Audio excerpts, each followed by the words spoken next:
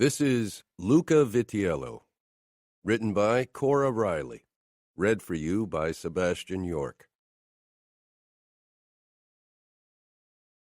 Prologue. I was the boy who killed his first man at 11. I was the teenager who crushed his cousin's throat at 17.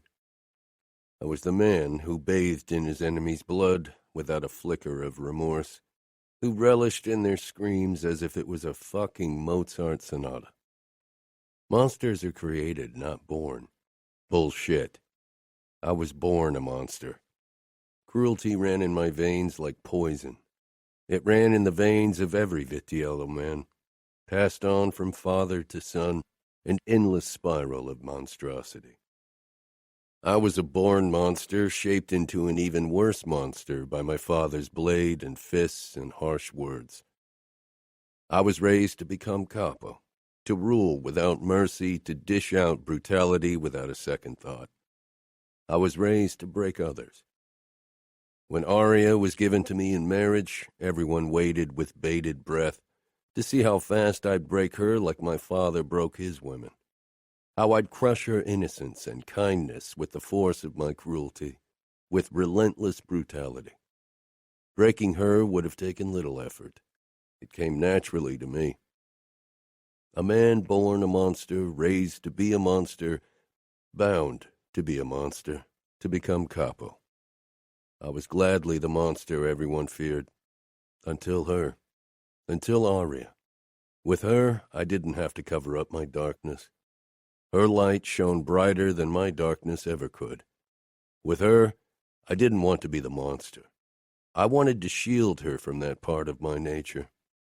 But I was born a monster, raised to break others. Not breaking her would come with a price a monster like myself shouldn't risk paying. Chapter 1. Luca, 9 years old. Matteo and I sat at the dining table, our eyes trained on the door, waiting for Mother. The bell for dinner had rung a long time ago. Our nanny, Mariana, stood against the wall, glancing toward the clock on the sideboard, then back to us. Father rarely ate with us, but Mother always did, at least dinner, even when she could hardly stand. She was always on time in case Father decided to show up. Where was she? Was she sick? Yesterday she'd looked white, except for the blue and yellow blotches on her face and arms where Father had disciplined her. She often did things wrong. It was difficult not to do wrong with Father. A thing that was okay yesterday could be wrong today. Matteo and I often confused one with the other and got punished as well. Matteo took his knife and stuck it into the bowl with mashed potato that had stopped steaming before slipping the mash-covered blade into his mouth. Mariana clucked her tongue. One day you'll cut yourself. Matteo shoved the knife back into the mash and licked it off again, his chin jutting out stubbornly. I won't. I pushed my chair back and stood. It wasn't permitted to get up before dinner was eaten, but Father wasn't home, so I was the master of the house, because Matteo was 2 years younger than me. I walked around the table. Mariana made a step in my direction. Luca, you shouldn't, she trailed off as she looked at my face. I looked like Father. That's why she was more scared of me than Matteo. That, and because I was going to be Capo. Soon, I'd be the one to punish everyone for doing wrong things. She didn't follow me when I walked through the foyer and up the stairs. Mother, dinner's ready. No answer. I stepped onto the landing, then approached Mother's bedroom. The door was ajar. The last time that had happened, I'd found her wailing on her bed, but it was quiet inside. I pushed the door open, swallowing. It was too quiet. Light spilled out of the open bathroom. Downstairs, I heard Father's voice. He had arrived home from work. He was probably angry that I wasn't sitting at the dining room table. I should have gone downstairs and apologized, but my feet carried me toward the light source. Our bathrooms were white Carrara marble, but for some reason a pink glow reflected in the room. I stepped into the doorframe and froze. The floor was covered with blood. I'd seen it often enough to recognize it and its smell. A hint of copper and something sweet. Was even sweeter today as it mixed with Mother's perfume. My eyes followed the river of blood, then the dried waterfall of red staining the white tub up to a limp arm. The white flesh was parted, giving way to dark red below. The arm belonged to Mother. It had to be her, even if she looked alien. Mask-like and stiff, her eyes were dull brown. They were staring at me, sad and lonely. I moved a few steps closer. Mother? Another step. Mom? She didn't react. She was dead.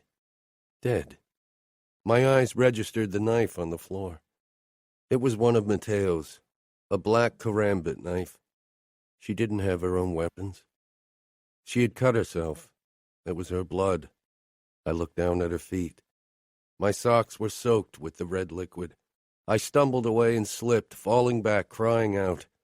My butt hit the floor hard and my clothes soaked up her blood, sticking to my skin. I scrambled to my feet and stormed outside, my mouth wide open, my head throbbing, my eyes stinging. I collided with something. Looking up, I found Father's furious face glaring down at me. He hit me hard across the face. Stop screaming. My lips snapped shut. I'd screamed? I blinked up at my father, but he was blurry. He gripped me by the collar, shaking me. Are you crying? I wasn't sure. I knew crying wasn't allowed. I never cried, not even when Father hurt me. He hit me even harder. Speak up. Mother's dead, I croaked. Father frowned, taking in the blood on my clothes. He moved past me toward the bedroom. Come, he ordered. I noticed his 2 bodyguards in the hallway with us. They watched me with a look in their eyes I didn't understand. I didn't move. Come, Luca, Father hissed. Please, I said. Another forbidden thing, begging. I don't want to see her again. Father's face twisted with rage, and I braced myself. He was upon me and gripped my arm.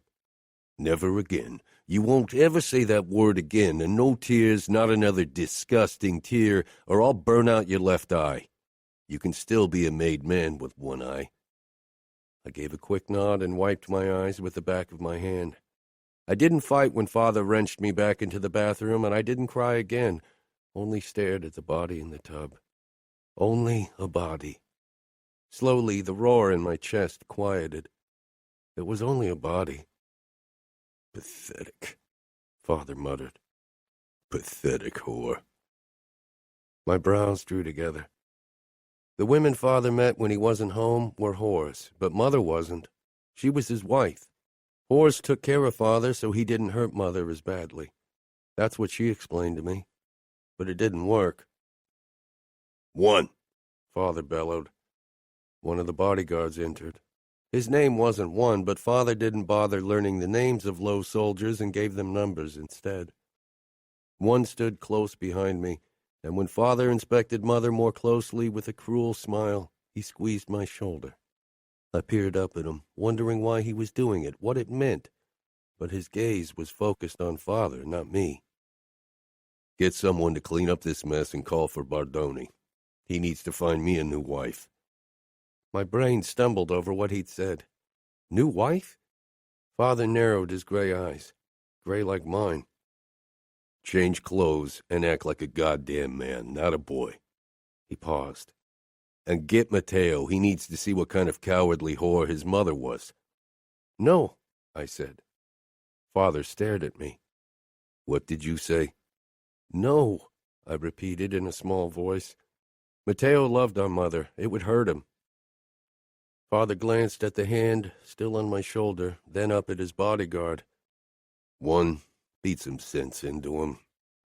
One pulled his hand away, and, with a short glance at my face, he began beating me. I fell to my knees, back to crouching in Mother's blood. I barely felt the hits, only stared at the red on the white marble. Stop, Father ordered, and the blows did stop. I looked back up at him, my head ringing, my back and stomach burning. He looked into my eyes for a long time, and I stared back. No, no, I wouldn't get Matteo. I wouldn't whether one kept beating me or not. I was used to pain. His mouth thinned. 2. Bodyguard 2 came in. Get Matteo. Luca will only get blood on the expensive Persian rugs. I almost smiled because I had won. I tried to jump to my feet to stop 2, but one gripped my arm hard. I fought and almost freed myself, but then Matteo appeared in the doorway and I went slack. Matteo's brown eyes became huge when he saw our mother and the blood, then his knife next to the tub. Father motioned at Mother. Your mother abandoned you. She killed herself. Matteo only looked. Get your knife, Father ordered. Matteo stumbled inside and one's grip on my arm tightened. Father glanced at me, then back at my brother, who picked up the knife with shaking hands. I hated Father. I hated him so much. And I hated Mother for doing this, for leaving us with him. Now clean up, the both of you. Matteo stood stock still, staring at his bloody knife. I gripped his arm and pulled him out, stumbling after me. I led him into my bedroom, then into the bathroom. He still looked at his knife. I ripped it from his hand and held it under the faucet, cleaning it with hot water to get rid of the dried blood. My eyes prickled, but I swallowed. No tears. Not ever again. Why did she use my knife? Matteo asked quietly. I turned off the water and dried it with a towel, then held it out to him. After a moment, he shook his head, backing away until he bumped against the wall before he sank down on his butt. Why? He muttered, eyes filling with tears. Don't cry, I hissed, quickly closing the bathroom door in case Father came into my bedroom.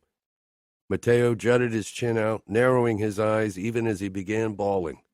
I tensed and gripped a clean towel before I knelt in front of my brother.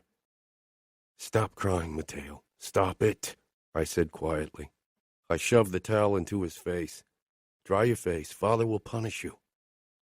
I don't care, Matteo choked out. I don't care what he does. His words were proven wrong by the shaky note of terror in his voice. I glanced at the door, worried I'd heard footsteps. It was silent unless Father was spying on us, but he was probably busy taking care of Mother's body. Maybe he'd tell his consigliere Bardoni to drop her in the Hudson River. I shuddered.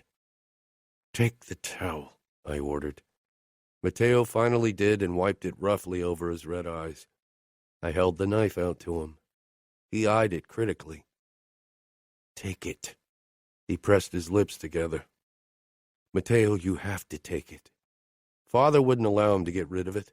My little brother finally reached for the knife and curled his fingers around the handle.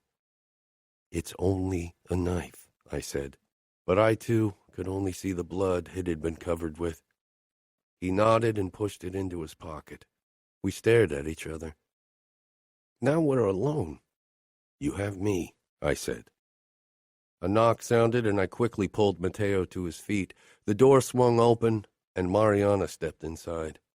Her eyes crinkled as she looked at us. Her brown hair, which she usually wore in a bun, was all over the place, as if she'd ripped the hairnet out of it. The master sent me to see if you were getting ready. Soon his consigliere will be here. Her voice held a strange note I didn't recognize, and her lips trembled as her eyes darted between Matteo and me. I nodded. She came closer and touched my shoulder. I'm so sorry. I stepped back, away from the touch. I glared because it made not crying easier. I'm not, I muttered. She was weak. Mariana took a step back, glancing between Matteo and me, her expression falling. Hurry, she said before she left. Matteo slipped his hand in mine. I'll miss her. I looked down at my feet, at my blood-covered socks, not saying anything because it would have been weak to do so. I wasn't allowed to be weak, not ever.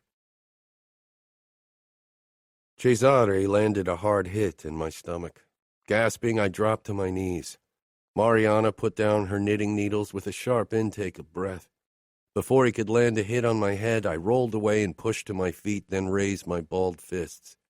Cesare nodded. Don't get distracted again. I gritted my teeth and attacked, feigning an uppercut, then smashed my fist into his side. He grunted, then jumped back. Cesare had been giving me fighting lessons since I was 3 years old. Cesare stepped back from me. You'll be unbeatable when you're older. I wanted to be unbeatable now so I could stop Father from hurting us. I was already much taller and stronger than the other kids in school, but I needed to be even stronger. I began to pull off my gloves. Cesare turned to Matteo, who sat on the edge of the boxing ring, his legs pulled up to his chest, a deep frown on his forehead. It's your turn. My brother didn't react, staring off into space. I threw my boxing glove at him. He gasped, rubbing in the side of his head, messing up his brown hair, then scowled. Your turn, I said. He got to his feet, but I could tell that he was in a sour mood. I knew why, but I really hoped he would keep it to himself. Why aren't we at Mom's funeral? Mariana was heading our way. I threw my second glove at him. Shut up. He stomped his foot. No! He jumped off the boxing ring and stalked toward the door of the gym. What was he doing? Matteo, I shouted, chasing after him. I want to say goodbye to her. It's not fair that she's alone. No, no, no. Why did he have to say something like that when others were around? I didn't look back at Cesare and Mariana, but I knew they'd heard every word. I grabbed Matteo's arm shortly before the exit and jerked him back. He tried to shake me off, but I was stronger than him. He glared up at me with teary eyes. Stop crying, I whispered harshly. Do you want to say goodbye? He rasped. My chest tightened. She didn't say goodbye to us either. I released Matteo, and he began crying again. Mariana put her hand on his shoulder, but not on mine. She'd learned. Every time she'd tried to console me in the last few days, I'd shaken her off. It's okay to be sad. No, it's not, I said firmly. Didn't she understand? If Father found out that Matteo was crying after our mother, especially when Cesare was around, he'd punish him. Maybe he'd burn his eye out like he'd threatened to do to me. I couldn't let that happen. I glanced at Cesare, who stood a few steps back, unwrapping his tape from his wrist. Our mother was a sinner. Suicide is sin. She doesn't deserve our sadness. I repeated what the pastor had told me when I'd visited church with Father. I didn't understand it. Killing was a sin too, but the pastor never said anything to Father about that. Mariana shook her head and touched my shoulder with sad eyes. Why did she have to do it? She shouldn't have left you boys alone. She was never really there for us before either, I said firmly, bawling my emotions inside of me. Mariana nodded. I know. Your mother was weak, I hissed, drawing back from her touch. I didn't want to talk about her. I just wanted to forget she'd ever existed, and I wanted Matteo to stop looking at the stupid knife as if it would kill him. Don't, Mariana whispered. Don't become like your father, Luca. That's what Grandma Marcella had said before she'd died. Grandma looked thin and small. Her skin appeared too big for her body, as if she'd borrowed it from a person twice her size. She smiled in a way no one ever smiled at me and stretched out her old hand. I took it. Her skin felt like paper, dry and cold. Don't leave, I demanded. Father said she would die soon. That's why he'd sent me into a room to understand death, but I already did. Grandma squeezed my hand lightly. I'll watch over you from heaven. I shook my head. You can't protect us when you're up there. Her brown eyes were kind. Soon you won't need protection anymore. I'll rule over everyone, I whispered. Then I'll kill Father so he can't hurt Matteo and Mother anymore. Grandma touched my cheek. Your father killed his father so he could become Capo. My eyes widened. You hate him for it? No, she said. Your grandfather was a cruel man. I couldn't protect Salvatore from him.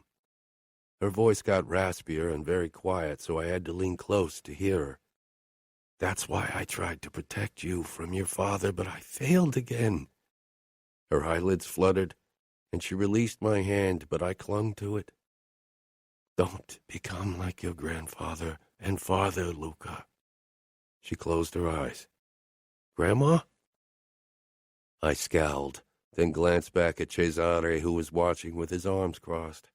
Had he heard what Mariana had said? Father would be angry with her, very angry. I turned on my heel and walked toward him, stopping right in front of him and narrowing my eyes. You didn't hear anything. Cesare's eyebrows rose. Did he think I was kidding? I didn't have much I could do. Father held all the power. You won't tell anyone anything, or I'll tell my father that you talked shit about him. I'm his heir. He'll believe me. Cesare dropped his arms. You don't have to threaten me, Luca. I'm on your side. With that, he turned on his heel and went into the locker room. Father always said we were surrounded by enemies. How was I supposed to know whom I could trust? Luca, 11 years old. Screams tore through my nightmare, through the images of red rivulets on white marble. I sat up disoriented, listening to shouting and gunfire. What was happening? Light flared up in the hallway, probably the motion sensors. I rolled over to the edge of my bed when the door opened. A tall man I'd never seen before stood in the doorway, his gun trained on my head. I froze. He was going to kill me. I could see it in his expression. I stared into his eyes, wanting to die with my head held high like a real man. A small shadow dashed forward behind the man, and with a battle cry, Matteo jumped on his back. The gun fired, and I jerked as hot pain sliced through my middle. The bullet went a lot lower than it was supposed to. He would have killed me if it hadn't been for Matteo. Tears shot into my eyes, but I stumbled out of the bed and wrenched my gun out of the nightstand. The man lifted the barrel at Matteo. I raised my gun, pointed it at his head the way Cesare and One had taught me, then pulled the trigger. Blood splattered everywhere, even over Matteo's shock-widened face. For a moment, everything seemed to stand still, even my heartbeat. And then everything sped up. The man tumbled forward and would have taken my brother with him had he not jumped back in the last moment, still looking stunned. He blinked at me, then peered down at the body. Slowly, he dragged his gaze back up, lingering on my belly. You're bleeding. I clutched the wound in my side, shaking from the force of the pain. My hand with the gun shook, but I didn't drop it. Shots and screams still rang out downstairs. I nodded toward my closet. Hide in there. Matteo frowned. Do it, I said sharply. No. I staggered toward him, almost passing out from the sharp pain in my body. I gripped Matteo by the cuff of his pajama and pulled him toward the closet. He struggled, but I shoved him inside and turned the lock. Matteo hammered against the door from inside. Let me out! Trembling with anxiety and pain, I crept downstairs toward the living room where the sounds were coming from. When I stepped in, I saw Father crouched behind a sofa in a shooting match with two other men. Both had their backs turned to me. Father's eyes flitted to me, and for a moment I considered not doing anything. I hated him, hated how he hurt Matteo and me, and even his new wife, Nina. Still, I raised my hand and shot one of the men. Father took care of the other. The man fell to the floor, clutching his shoulder. Father kicked the gun away, then shot him in both feet. Somewhere in the house I heard more gunshots, then heavy steps. One stumbled inside, bleeding from a wound in his head. Father frowned. Did you kill everyone? One nodded. Yes, they got two. They shouldn't have come as far as they did, Father muttered. Without warning, he aimed his gun at one and pulled the trigger. I cried out in surprise as the man fell to the floor beside me. I'd known him all my life. My legs gave way, my wound throbbing. Father regarded me as he lifted his phone and spoke into it. Send for the doc and come over with Durant. No one else until I know who the rats are. Father stalked toward me and pulled me roughly to my feet. Holding me upright, he shoved my hand away from my bleeding wound.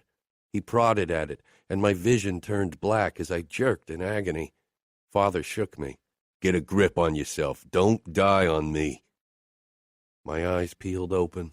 Father shook his head, then released me, and I sank back down to the ground. I braced myself on my hands, wheezing. Father moved out of the room, leaving me alone with the attacker who was moaning as he tried to crawl away. When Father returned, he carried rope. He tied up the man, then pulled out his knife and touched it to the man's forearm. He screamed when Father began to cut his skin off his flesh. It's like peeling an apple. That's what Father always said, but an apple didn't screech and beg. Cradling my bleeding stomach, I watched even as bile crawled up my throat. Father kept glancing my way. I knew he'd punish me if I looked away. The screams rang in my ears, and I shivered. My arms gave way, and my cheek collided with the hard floor. The static in my ears soon drowned out the screaming, and then all was black. The underbosses and captains waited in the living room of our mansion. Father stood in the middle and beckoned me forward. Every eye in the room followed me as I headed toward him.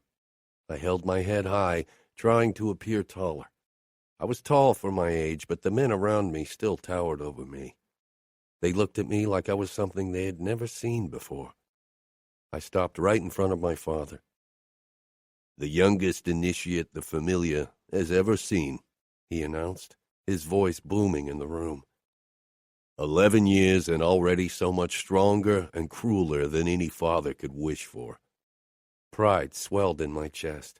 Father had never sounded proud of me, never shown the slightest hint that I or Matteo were more than a burden. I straightened my shoulders, trying to appear like a man in my black suit and wingtip shoes. "Our enemies will whisper your name in fear, my son. My blood, my heir." He withdrew a knife and held out my hand, knowing what was to come. I didn't flinch when Father cut my palm. He'd cut me many times before to make me strong for this day. Every time I'd flinched, he'd cut me again and dripped lemon juice or salt into my wound until I hid the pain. Born in blood, sworn in blood. I enter alive and I leave dead, I said firmly. "You are a made man of the Familia, Luca. You will kill and maim in my name. You will break and burn." A man was dragged into the room. I didn't know him or what he had done. He was covered in bruises and blood. His swollen eyes met mine, and they begged me. No one had ever looked at me like that, like I held all the power. Father gave a nod and held the knife out to me, the same knife my mother had killed herself with. I took it from him, then stepped up to the man. He struggled against the hold of Father's new bodyguards, but they didn't release him. My fingers tightened around the handle. Everyone was watching me, waiting for a flicker of weakness, but I was my father's son, and I would be Capo one day. I quickly slashed my hand sideways, drawing the knife along his throat. The cut was messy, and blood spurted out, splattering my shoes and shirt. I took a step back as the man's eyes widened. He was dropped on the floor, horrified eyes staring up at me as he convulsed and choked.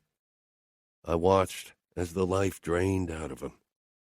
2 days later, the most important words of my life were inked onto my chest, making me a made man for life. Nothing would ever be more important than the Familia.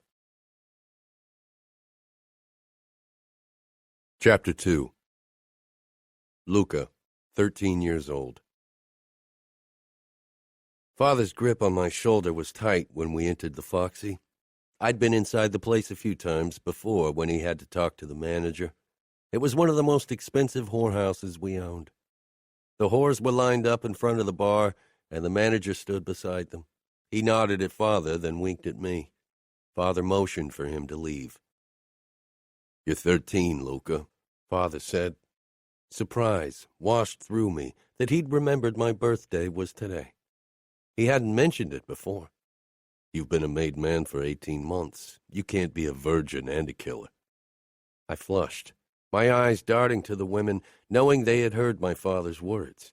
None of them laughed, probably too scared of him.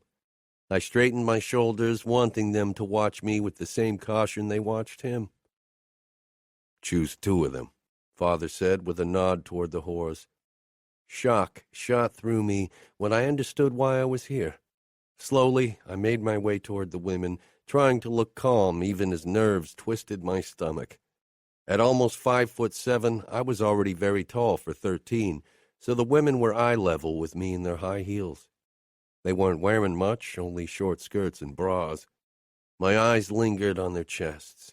All of them had big tits, and I couldn't stop staring. I'd seen a few naked girls in our strip clubs, but always only in passing, never this close up. They were all pretty. I pointed at a woman with brown hair and one with blonde hair. Father nodded. One woman grabbed my hand and led me through the back door. The other was close behind me. Eventually, I was alone with them in a big suite at the back of the Foxy. I swallowed, trying to look like I knew what was going to happen. I'd watched porn and listened to the stories the other made men told, but this felt very different. The blonde woman began to undress slowly, touching herself everywhere. I stared but tensed when I could feel my pants becoming tight. The brown-haired woman smiled a fake smile and moved toward me. I tensed even more, but I let her touch my chest. "You're a big boy already, oh my," she said. I didn't say anything, watching her closely. Then my eyes darted to the blonde woman again, who'd started touching her pussy. My mouth became dry. The brown-haired woman slid her hand into my boxers, and I released a shaky breath. "Oh, I think this will work out just fine, don't you agree?" I gave a nod, then I let her drag me toward the huge round bed in the center. Luca, 17 years old. "I'm fucking glad to be away from Father, but I wish we didn't have to go to Junior to celebrate my birthday," Matteo muttered, shoving his shirt into his pants and checking his reflection.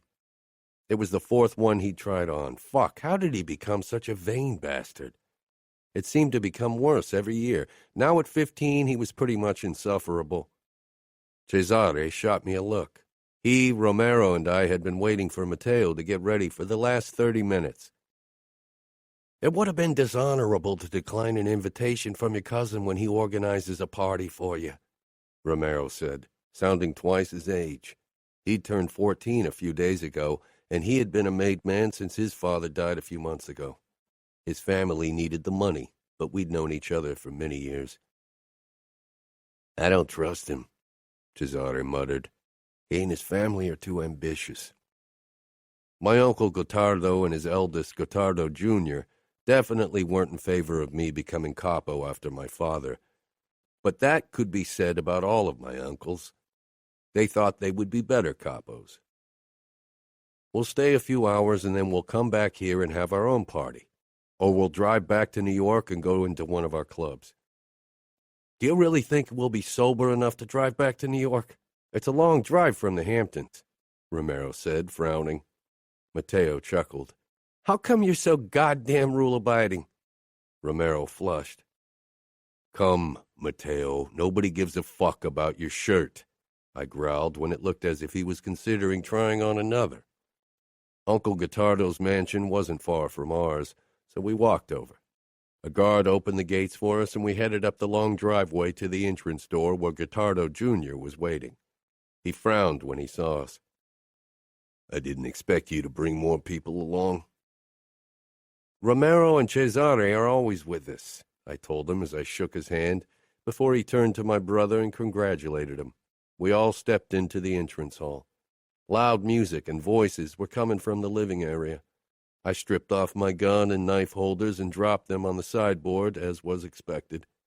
Matteo, Romero, and Cesare did the same before we followed my cousin toward the party. I knew most of the men only distantly since they were friends of Junior and his brother, Angelo, from Washington. "How come you're here?" I asked as I headed for the array of alcoholic beverages, while several half-naked girls danced around us. Junior had even set up poles for them. "I needed a few days off. Business has been soul-sucking." I nodded. The Bratva had given us all trouble recently. Junior smiled widely. "Now, let's have fun." A couple of hours later, we were all trashed. Matteo and I danced with a group of 4 girls. It would be a long night.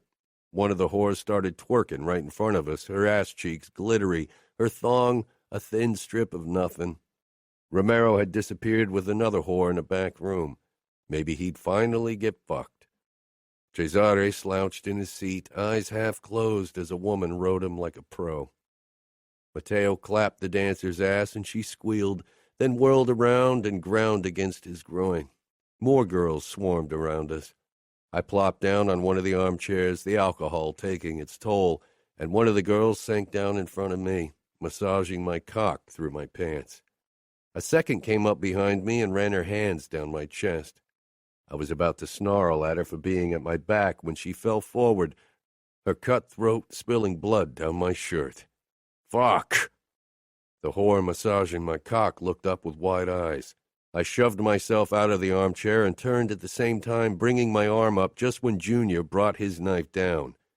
The blade grazed my forearm, cutting it open. The whores began screaming around us. Where was Matteo? Junior slashed the knife at me again, and I rammed my shoulder into his chest, then grabbed his throat and shoved him into the wall.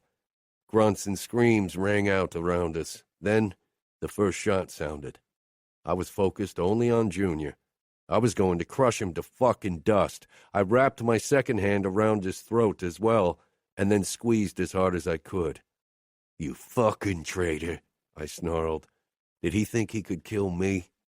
His eyes began bulging, and I squeezed even harder until the veins in his fucking eyeballs began to pop and his bones crumpled under the force of my grip. He jerked one last time, and I dropped him to the ground. My fingers were covered in his blood.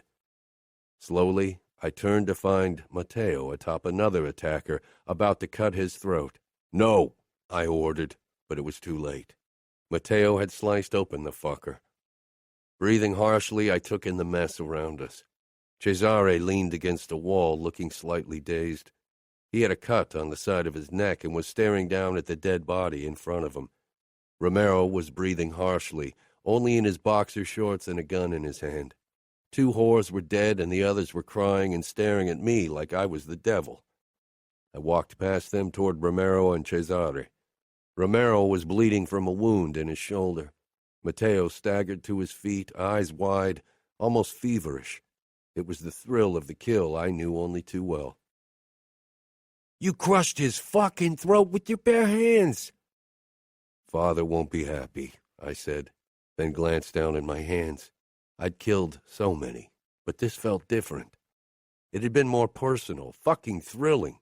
Feeling the life drain out of him, feeling his bones break under my palms. Fuck, I'd loved it. Cesare regarded my face. You all right?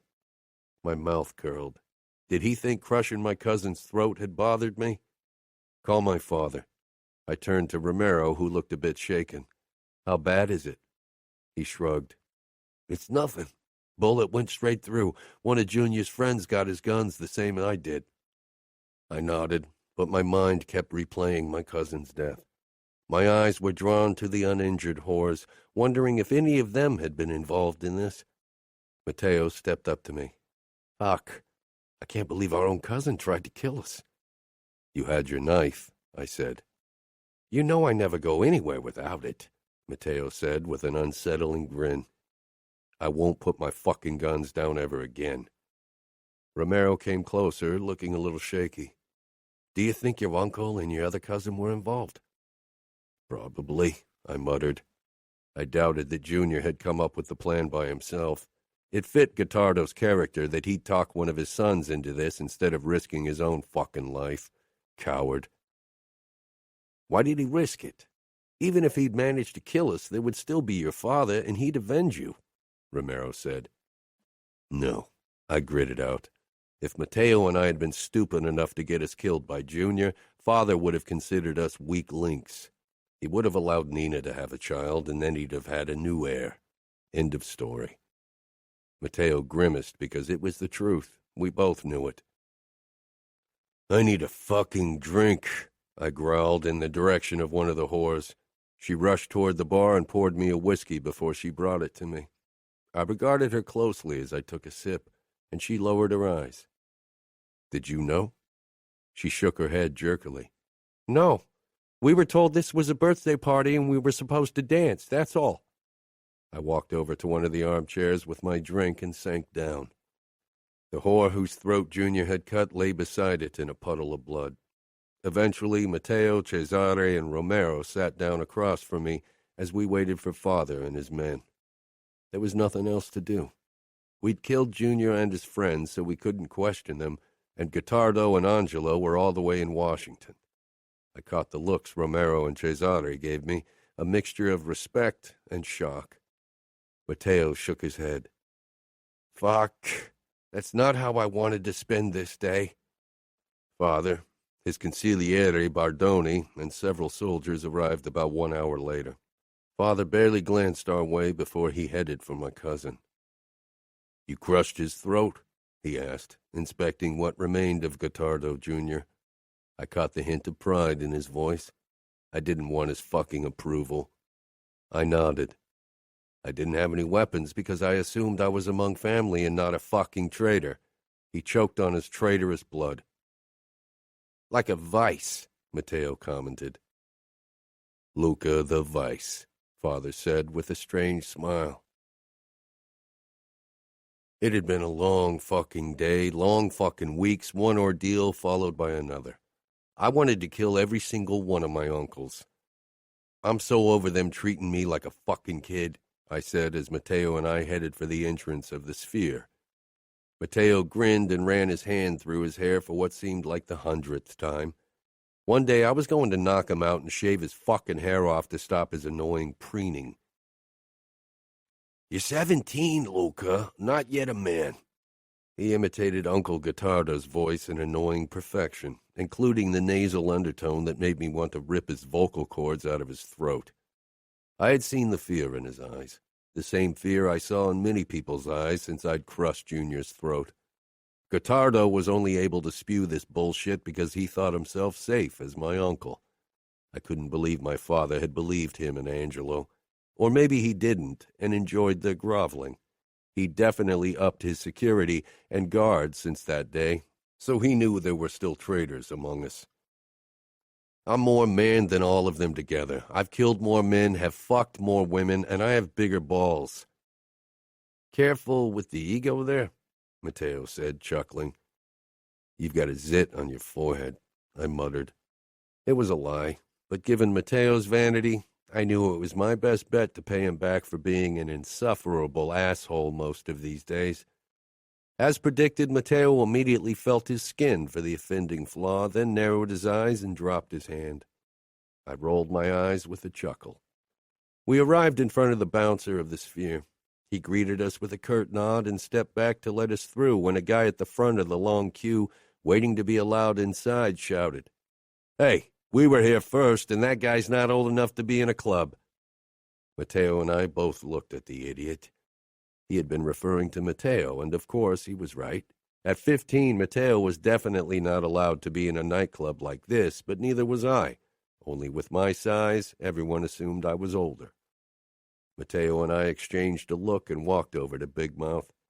Some of his bravado slipped off when I stopped right in front of him. Got a problem there? There are laws, he said. Matteo flashed his sharp grin he'd perfected recently after spending too many hours in front of a mirror. Maybe for you. Since when are boys allowed in clubs? Is this prom or what? Big Mouth said to our bouncer. Matteo was about to draw his knife right in front of everyone, and I had half a mind to let him for the fun of it when a woman in the queue spoke up. He doesn't look like a boy to me, she said flirtingly in Matteo's direction. And you look like my next conquest, added the girl beside her with a smile at me. I cocked an eyebrow. Matteo, with his sunny boy charm, was always a girl magnet, but my rougher predator charm definitely had its perks as well. Both women were tall, blonde, and sex on legs. Let them in, I told our bouncer. He opened the barrier so they could slip through. And he and his friends are banned from the sphere, I added. The sound of their protests followed us into the club, but I didn't give a fuck. I wrapped my arm around the blonde at my side, who squeezed my butt and gave me a seductive smile. Matteo and his girl were already tongue wrestling for all it's worth. Is there a place where we can fuck? Blonde asked me, pressing herself against me. I smirked. That's how I liked it best. Women who weren't work, easy lays, no questions asked. Sure, I told her, reaching for her own ass and squeezing it. Is your cock as big as the rest of you? She asked as I led her through the back door into a storage room. Find out for yourself, I growled, and she did. The moment the door closed, she got down on her knees and sucked any sane thought out of my brain. Her lipstick stained my cock red as she blew me like a fucking pro. I leaned my head back and closed my eyes. Fuck, I hissed, as she worked me deep into her mouth. She was better than most of the whores I'd been with, and those women had spent years perfecting their craft. I relaxed against the door, getting closer and closer to spill my cum down her throat. She shifted and tensed in a way that raised my suspicions. Instinct made my eyes shoot open a moment before she jerked something toward my thigh. I lashed out, hitting her arm. She dropped a syringe and scrambled for it again. Grabbing her throat, I hurled her away from me. The back of her head collided with the storage shelves with a sickening crunch, and she slumped to the ground. Breathing harshly, I stared down at the syringe. What kind of shit did she try to inject me with? I pulled up my pants and staggered over to her. I didn't bother feeling for her pulse. Her neck was twisted at an angle that left no doubt about her death. I bent over her and tugged her pants down, revealing her hip bone. There was a scar where someone had burnt away a tattoo. I knew what kind of sign had been on her skin. The crossed Kalashnikovs of the fucking Bratva that they inked onto the skin of every single one of their whores. Fuck, I snarled. This had been a trap, and I'd walked straight into it, had let my dick rule over my thinking, had lowered my guards. Shouldn't the incident with my cousin have taught me better? I jerked upright. Matteo, fuck. I rushed out of the room and searched the other back rooms. No sign of him or the other no-doubt traitorous whore. I stormed across the dance floor, searching the crowd for a sign of my brother, but I didn't see him anywhere. Where was he? I headed outside past the waiting crowd and around the corner until I reached the small back alley behind the sphere. Matteo was busy getting head.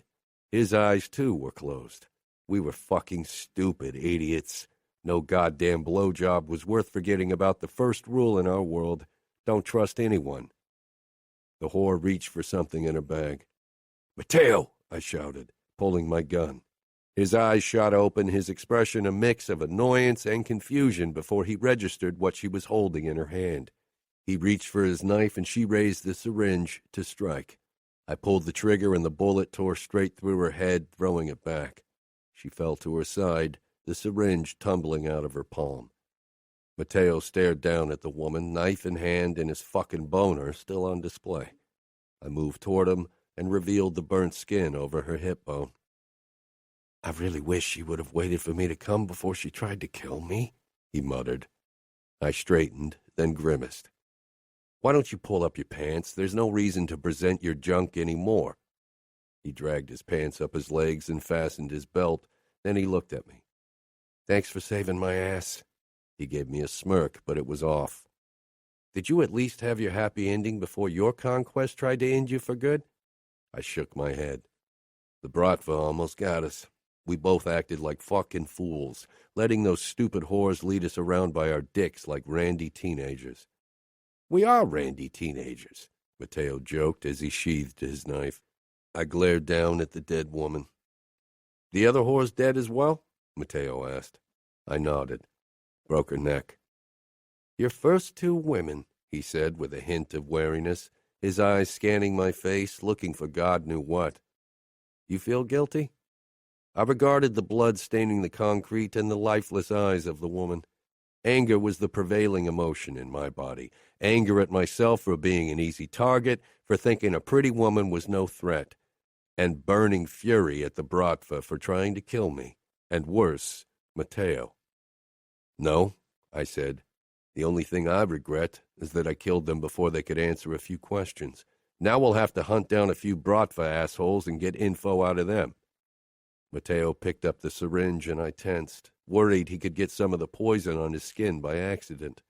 I had no doubt that whatever was in there would lead to an excruciating death. We need to find out what's in there.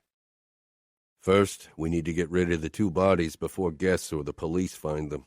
I raised my phone to my ear, calling Cesare. "I need you at the Sphere, fast." "All right, give me 10 minutes," Cesare said, sounding as if I'd woken him. Cesare was more my man than he was Father's soldier, and I trusted him to keep his mouth shut when required. "Father won't be happy about this," I said. Matteo gave me a curious look. "About us walking into a trap, or that the Bratva tried to kill us?" "The first and maybe the second." "I'm growing tired of people trying to kill us," Matteo muttered, his tone serious for once. I took a deep breath. "That's how it is. How it'll always be. We can't trust anyone but each other." Matteo shook his head. "Look at Father. He trusts no one, not even Nina." He did well not to trust his wife, considering the way he treated her. The marriages in our world rarely led to trust, much less love. Chapter 3. Luca, 20 years old. The second we entered the elevator, the sound of music and laughter drifted down to us. "Seems like this party might be worth our time," Matteo said, checking his looks in the reflection of the doors. Except for our general facial features, we don't look alike. I was still the spitting image of my father, same cold gray eyes, same black hair, but I'd never wear it in that disgusting slicked-back way he did. That would be a plus, but the main reason we're here is for connections. The apartment belonged to Senator Parker, who was away on business with his wife. His son, Michael, used the chance to throw a party, inviting pretty much everyone who mattered in New York. Michael waited in the open door when Matteo and I stepped out into the hallway. It was the first time I'd seen Parker Jr. without a suit, since he was trying to follow in his father's footsteps. He waved at us with a crooked smile, already drunk. I nodded at him. For a moment, he looked as if he wanted to hug me like so many people tended to do with everyone. But then he thought better of it. Good for him. "So glad you can make it," he slurred. "Grab a drink. I booked a few bartenders who can prepare any cocktail you want." The penthouse was packed with guests, and the beat throbbed in my temples. Matteo and I wouldn't drink much, if anything. We'd learned from our mistakes of the past, even if the present crowd didn't pose a danger. Most of them would piss their pants if they knew half the things Matteo and I had done since we'd become made men. As it was, they only knew rumors. Officially, we were the heirs of businessman, real estate mogul, and club owner Salvatore Vitiello. The moment we entered, people began to whisper. It was always the same. Michael pointed at the bar and buffet, but I barely listened. My eyes were drawn to the dance floor, which had been set up in the center of the large open space that must have been the living room before the furniture had been removed for the party. Several girls who had been dancing with sons of other politicians were throwing glances our way. Matteo and I exchanged a look. The thrill-seekers were about to descend on us. These kinds of girls, from good families, pampered, and entirely boring, were our main prey. They wouldn't end up trying to kill us. One of the girls, a tall blonde sex bomb with fake tits and an outfit that clung to her body like a second skin, began eye-fucking me immediately. She left her dance partner standing dumbfounded on the dance floor and shimmied over to me on high heels. Michael groaned. I glanced his way. "That's my younger sister, Grace." I frowned. This could complicate my plans. Michael looked at my face, then at Grace. "I don't care if you make a move on her. She does what she wants anyway. She's always on the lookout for her next conquest, but lots of wieners have been dipped into the mustard jar, if you catch my drift." My eyebrows rose. I didn't care if Grace had fucked half of New York's male population. She was for fucking and sucking, not anything else. But if I had a sister, I would definitely mind if she acted like that, unlike Michael. Michael shook his head. "I'm off. I don't want to witness that." He moved to the bar, and Matteo followed him, but not before he sent me a wink. Grace danced closer and closer, then touched my chest. "I hear you're involved in organized crime," she crooned into my ear. Her hand slipped lower, her eyes eager and flirting. She definitely went for it. If she reached around, she'd feel the gun in the holster at my lower back hidden under my T-shirt. "Is that what you hear?" I asked with the smile that got girls like her going. Dark enough to call to her bored-as-fuck pampered rich girl persona, but nowhere near my true dark side, which would scare her away. She shivered against me. "Is it true?" "What do you think?" I growled, pulling her against me, letting some of my harshness show. Her lips parted, her expression a mix of fear and lust. She pressed her mouth to my ear. "I think I want to be fucked." "Good," I said darkly, "because I'm going to fuck you now. Lead the way." With an excited smile, she grabbed my hand and pulled me along. Mateo grinned at me, but a second later, he was back to shoving his tongue down a brunette's throat. Grace and I entered what I assumed was her bedroom. I pushed her toward her vanity and hoisted her up, knocking half of her lipsticks off in the process. She pursed her lips. "You're making a mess." I gave her a dark smile. "Do I look like I give a fuck? The rest of your fucking lipsticks will fall off when I fuck you." Her lips parted. She was used to weak-ass rich boys who'd never swung a fist in their life. "Then you'll have to pick them up later." Was she testing me? Trying to see if I was someone who could be pushed around like her preppy boyfriends of the past? Tugging her skirt down, I checked the unblemished skin of her hip bones. It was more habit than necessity. Definitely not a Bratva assassin. "I won't do a fucking thing, Grace. Got it?" I growled as I slid my hand under her skirt, then pushed her thong aside, finding her wet. People do what I tell them, not the other way around. New York is my fucking city, I added as I pushed 2 fingers into her. Her eyes flashed with fascination. She was fascinated by the danger, even when she didn't know the first thing about it. I finger-fucked her hard. "Choke me," she whispered. "One of those." I closed my fingers around her throat and pressed her down on the vanity, shoving the rest of her makeup to the floor. She shuddered with pleasure. I hardly put any pressure behind my grip. If she knew that this was how I'd killed a man, if she knew how many worse things I'd done with these hands, she wouldn't have asked me to do this. But for her, this was a game, a thrilling kink. It was the same with all the girls. I was their darkest fantasy come true. She didn't understand that I didn't play a dark role for her, that this wasn't my dark side, not even close, but the only side I was allowed to show in public. Mateo and I had gotten less than 2 hours of sleep when our father rang us out of bed, ordered us to come over for breakfast. But first, he wanted a word alone with me. Never a good thing. "What do you think he wants?" Mateo asked as we headed toward Father's office. "Who knows?" I knocked. "Come in," Father said after he'd made me wait for almost 5 minutes. "Good luck," Mateo said with a twisted grin. I ignored him and headed into the room. I hated that I had to come running whenever he called me. He was the only person who could order me around, and he fucking enjoyed it. He sat behind his desk with that narcissistic smile I loathed more than anything. "You called for me, Father," I said, trying to sound like I didn't give a damn.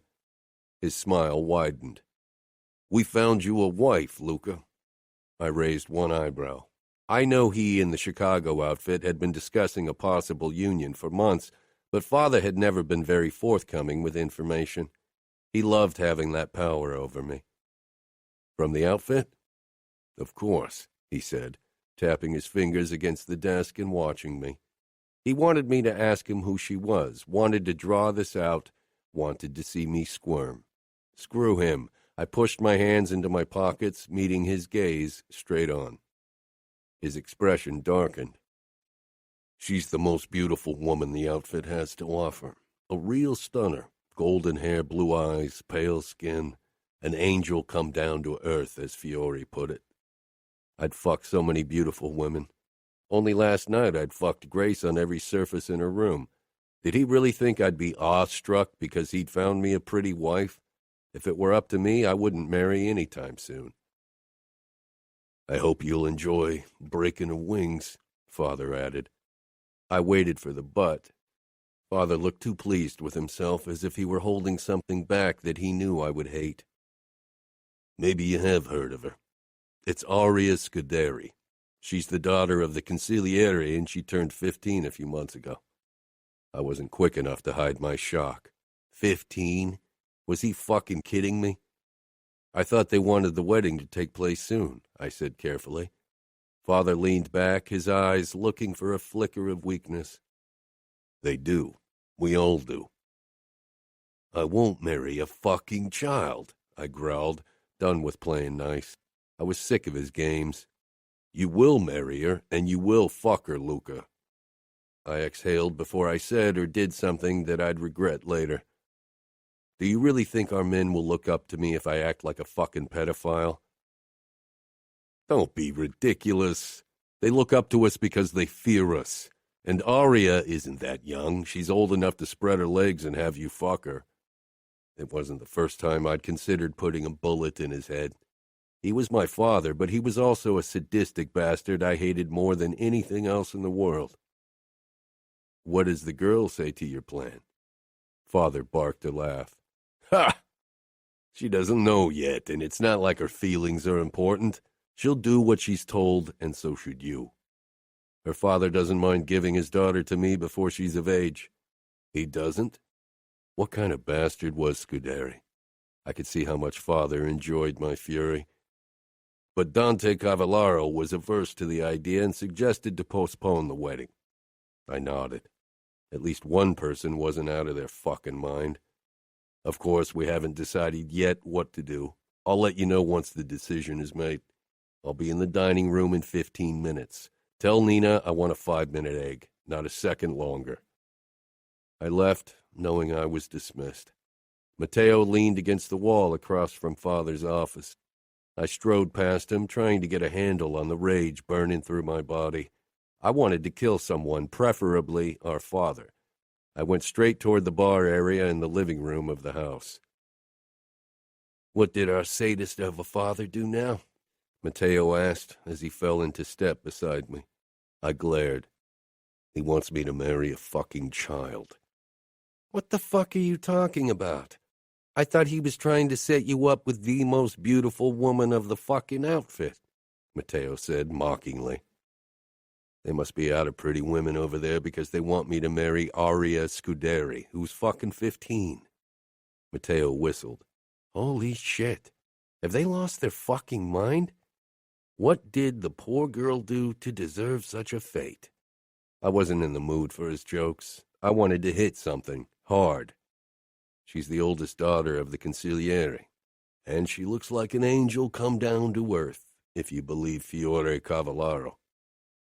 So they marry her off to the devil, a match made in hell. You're starting to piss me off, Matteo.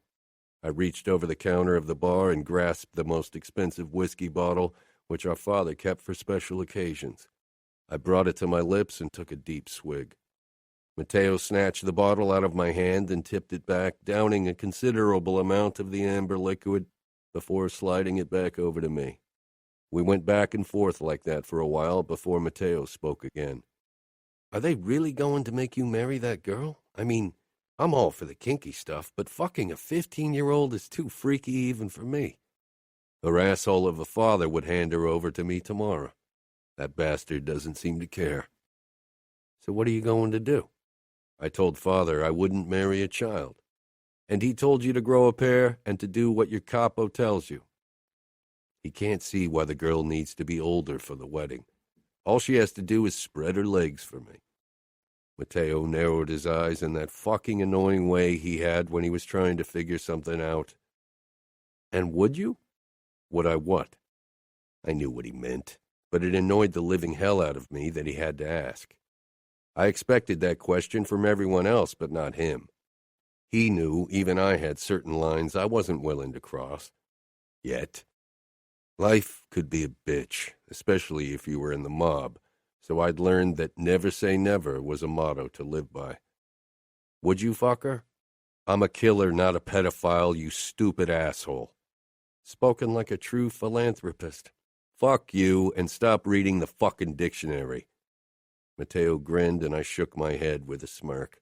That fucker knew how to make me feel better. Matteo had barely stopped talking since we'd gotten off the plane, and he obviously had no intention of doing so now that we were in the Scuderi mansion. I was seconds away from punching him in the throat. Stop sulking, Luca. You should be happy. You'll meet your fiancée today. Aren't you curious how she looks? She could be butt ugly. She wasn't. Father wouldn't let the outfit cheat us like that. But I hadn't found a photo of her on the internet. Scuderi seemed to keep his family out of the public eye. I'm surprised the maid didn't follow us. It seems like a risk to let potential enemies walk through the house without supervision. Makes me wonder if this is a trap, Cesare said as he kept looking over his shoulder. It's a power play. Scuderi wants to show us that he isn't worried about our presence, I said, as we headed in the direction the maid had pointed us toward. I could hear people running our way. My hand went to my gun. Cesare and Matteo did the same as we turned the corner. When I saw what caused the commotion, I relaxed. Children were chasing each other, hurtling straight toward us. The boy managed to stop, but a young girl rushed toward me, her arms flailing, and crashed into my body. My hand shot out to catch her. She stared up at me with wide eyes as I held her by the shoulders. Liliana! One of the other girls shrieked. My eyes snapped toward her, then her golden blonde hair, and I knew who she was. Aria Scuderi, my future wife. She was the oldest of the bunch, but damn it, she looked so fucking young. I mean, it wasn't as if I'd expected a grown woman, but I'd hoped it wouldn't be so fucking obvious that she was only 15. When I was that age, I already felt and acted like a man. I wasn't sure what I'd have done if Cavallero and my father hadn't agreed to wait until she was 18. She was beautiful in a childish way, but there was the promise of breathtaking beauty under her young features. She was small, but with my size, most women were. In a few years, when she'd become my wife, she'd be stunning. She'd better learn to hide her emotions better until then. She looked fucking terrified. I was used to people giving me that kind of look, but with women I preferred admiration and lust to terror any day. Liliana, come here, she said. It was pretty obvious that she was trying to look strong and grown up. She would have been more convincing if her voice wasn't shaking and if there wasn't that petrified glint in her eyes. I loosened my grip on her sister, who bolted toward Aria as if the devil were at her heels. Had these girls never met other men? Scuderi probably kept them in a golden cage, which suited me just well. That's Luca Vitiello, a redhead blurted, and actually wrinkled her fucking nose at me. I wasn't used to so much rudeness. People knew better than to disrespect me. Not Scuderi's brats, however. There was a hiss, and the boy shot in my direction and actually attacked me. Leave Aria alone! You don't get her! Cesare made a move to interject as if I needed help against a midget. No, Cesare. I stared down at the boy. His fervor was almost admirable, if it wasn't so futile. I caught his hands. Aria crept toward me as if she thought I might snap her brother's neck and then her own. Fuck, what had her family told her about me? They should have lied. I knew I had a reputation, and I was fucking proud of it, but Aria didn't need to know about it. Yet. What a warm welcome we get. That's the infamous hospitality of the outfit, Matteo said, as usual, letting his fat mouth run free. Matteo, I warned before he said more. These were children, even my future wife, and they didn't need to hear his colorful vocabulary. The midget was squirming in my grip, snapping and growling like a wild dog.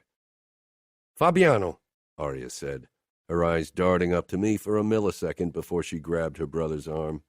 That's enough. It's not how we treat guests. Despite her breakable appearance, Aria seemed to hold some power over her siblings. Her brother stopped struggling and looked at her as if she were the center of his world. He's not a guest. He wants to steal you away, Aria. Sorry, buddy. Nothing about this fucking arrangement was my idea. And yet I had to admit that, after having seen Aria, I wouldn't let her slip out of my grip for anything in the world. She was mine now. I regarded her as she smiled down at her brother with so much kindness, stunning me. Matteo chuckled. This is too good.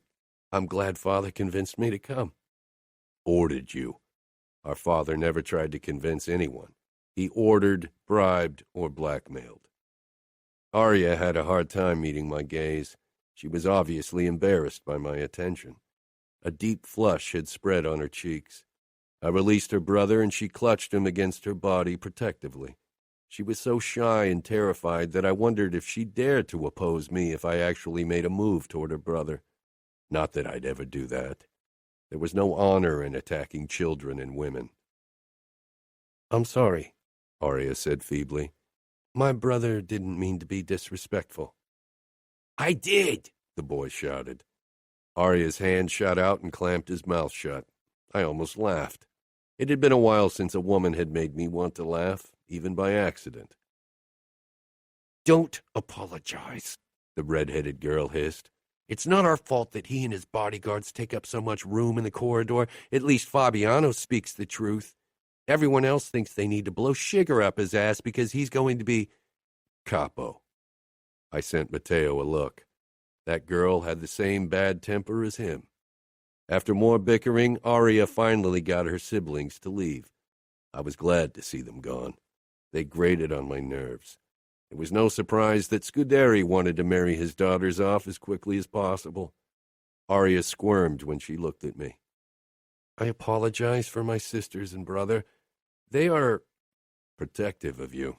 I helped her out. This is my brother, Matteo. Aria barely glanced his way, but she wasn't really meeting my eyes either. I nodded to my side. And this is my right hand, Cesare. She blinked. She looked like she would bolt if I took a step in her direction. I should go to my siblings. She whirled around and hurried away until her blonde head disappeared from view. You've still got it, Luca. Terrifying girls left and right with your rough charm, Matteo said. Let's get going. Scuderi will be wondering what's taken us so long. Scuderi was the last person I wanted to meet unless said meeting involved knives and guns and a bloodbath. I hated him without ever having met him. What kind of father married a girl like Aria off to a guy like me? She looked like an angel, and she was as shy and innocent as one, and I had absolutely no illusions what I was. A cold bastard on the best of days and a monster the rest of the time. At least, she had 3 more years before I got the chance to destroy her life with my darkness. There wasn't enough booze in the world to make Scuderi and Fiore Cavallaro's presence more bearable. I wanted nothing more than to slice their throats open and watch them bleed to death.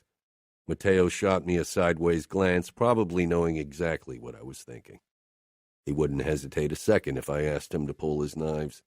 Matteo was always ready to stick his knife into the next person who annoyed him. She's a real beauty, Luca, Scuderi said proudly. You won't regret your choice.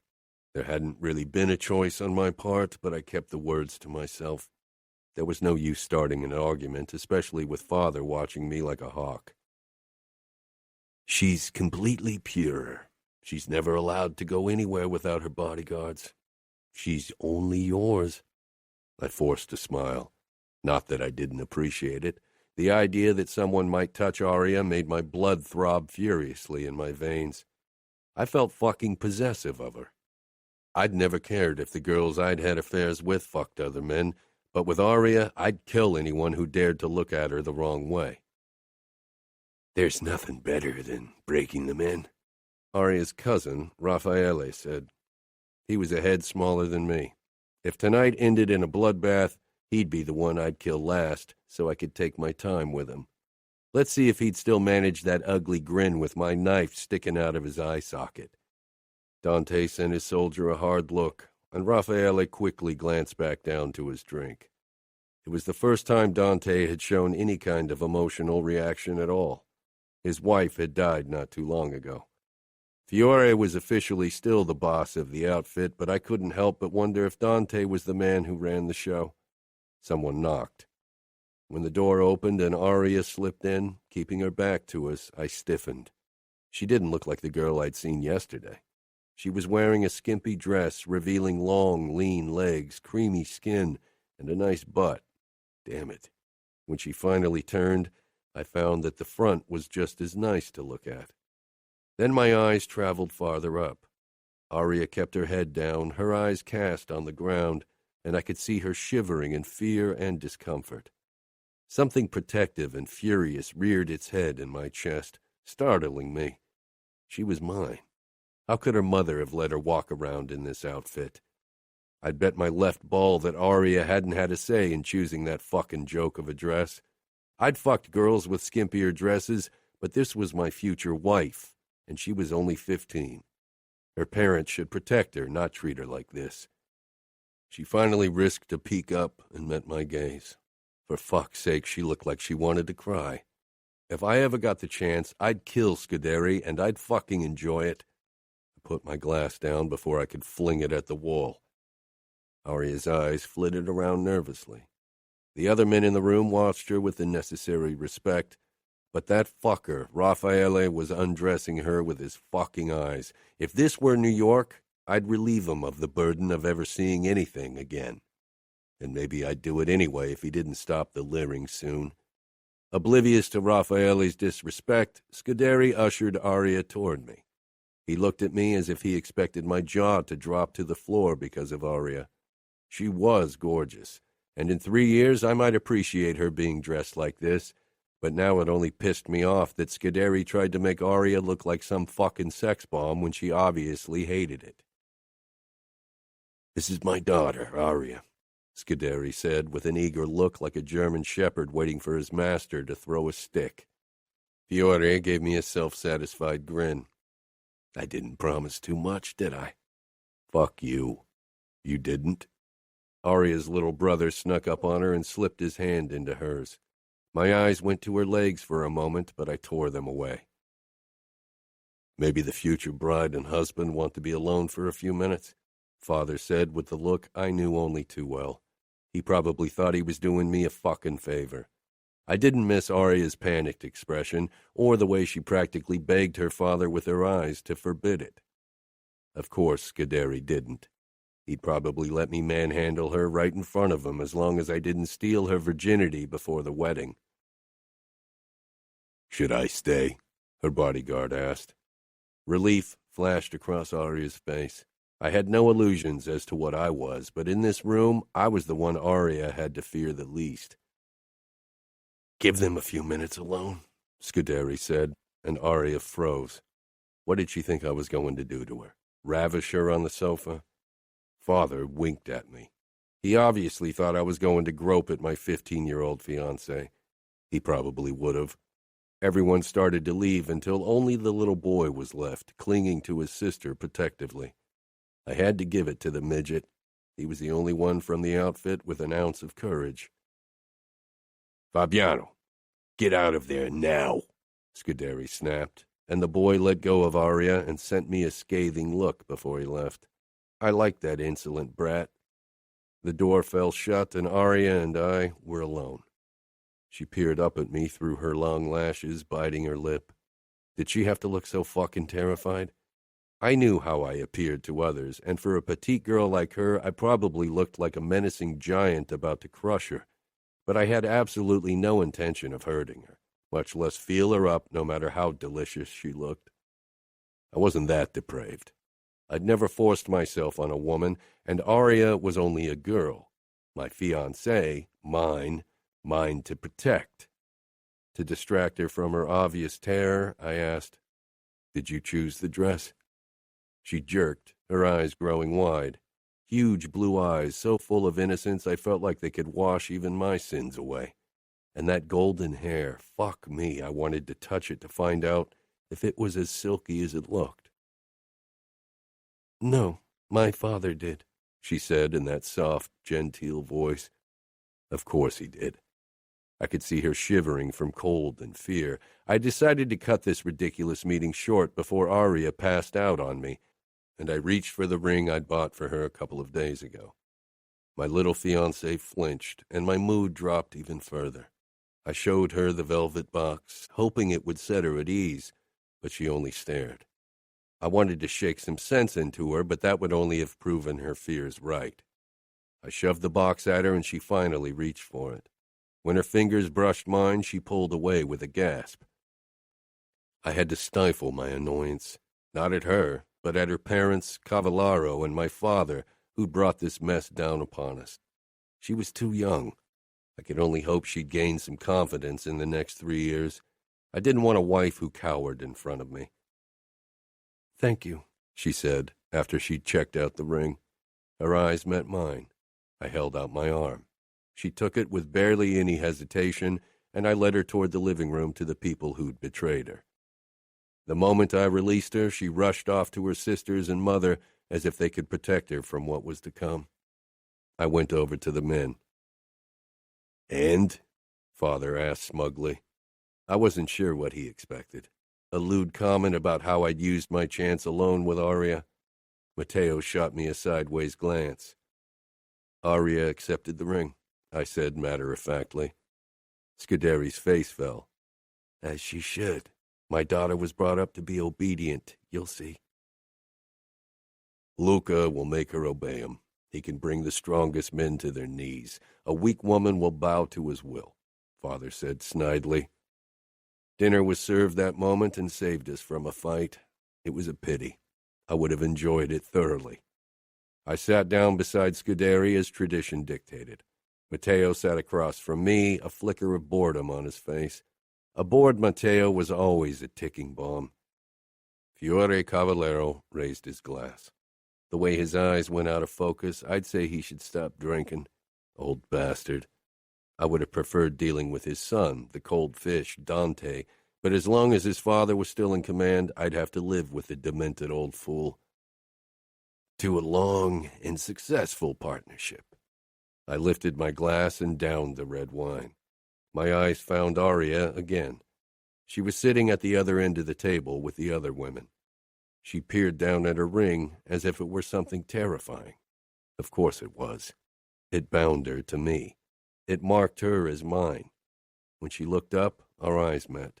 She flushed and quickly turned away, red traveling up her delicate throat.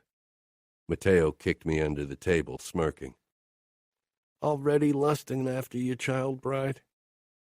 "I can wait," I said. "It's not like I can't keep myself entertained. But from this day, she was mine." After dinner, we moved to the lounge to drink and smoke. Rocco Scuderi and Fiore Cavallaro were insufferable show-offs, and Father tried to overshadow them with his own bragging. I wanted to stuff my ears with hot wax to be spared their bullshit talk. Aria better be worth it, because peace sounded less enticing with every fucking second I had to spend with the outfit bastards. I was on my 4th glass of scotch when everyone had finally left the lounge, except for Matteo, Romero, and Cesare.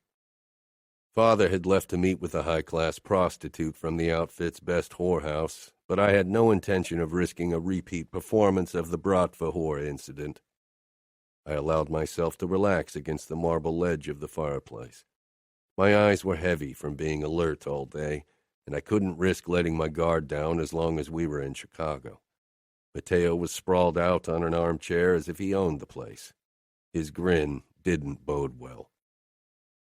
"It could have been worse," Matteo said, grinning even wider. "She could have been ugly, but holy fuck, your little fiancé is an apparition. That dress, that body, that hair and face." Matteo whistled. Anger surged through me. Matteo and I often talked about women like that, and even with less favorable words, but this was different. "She's a child," I said dismissively, hiding my annoyance. Matteo would only irk me further if I gave him an opening. "She didn't look like a child to me," he said, then clucked his tongue.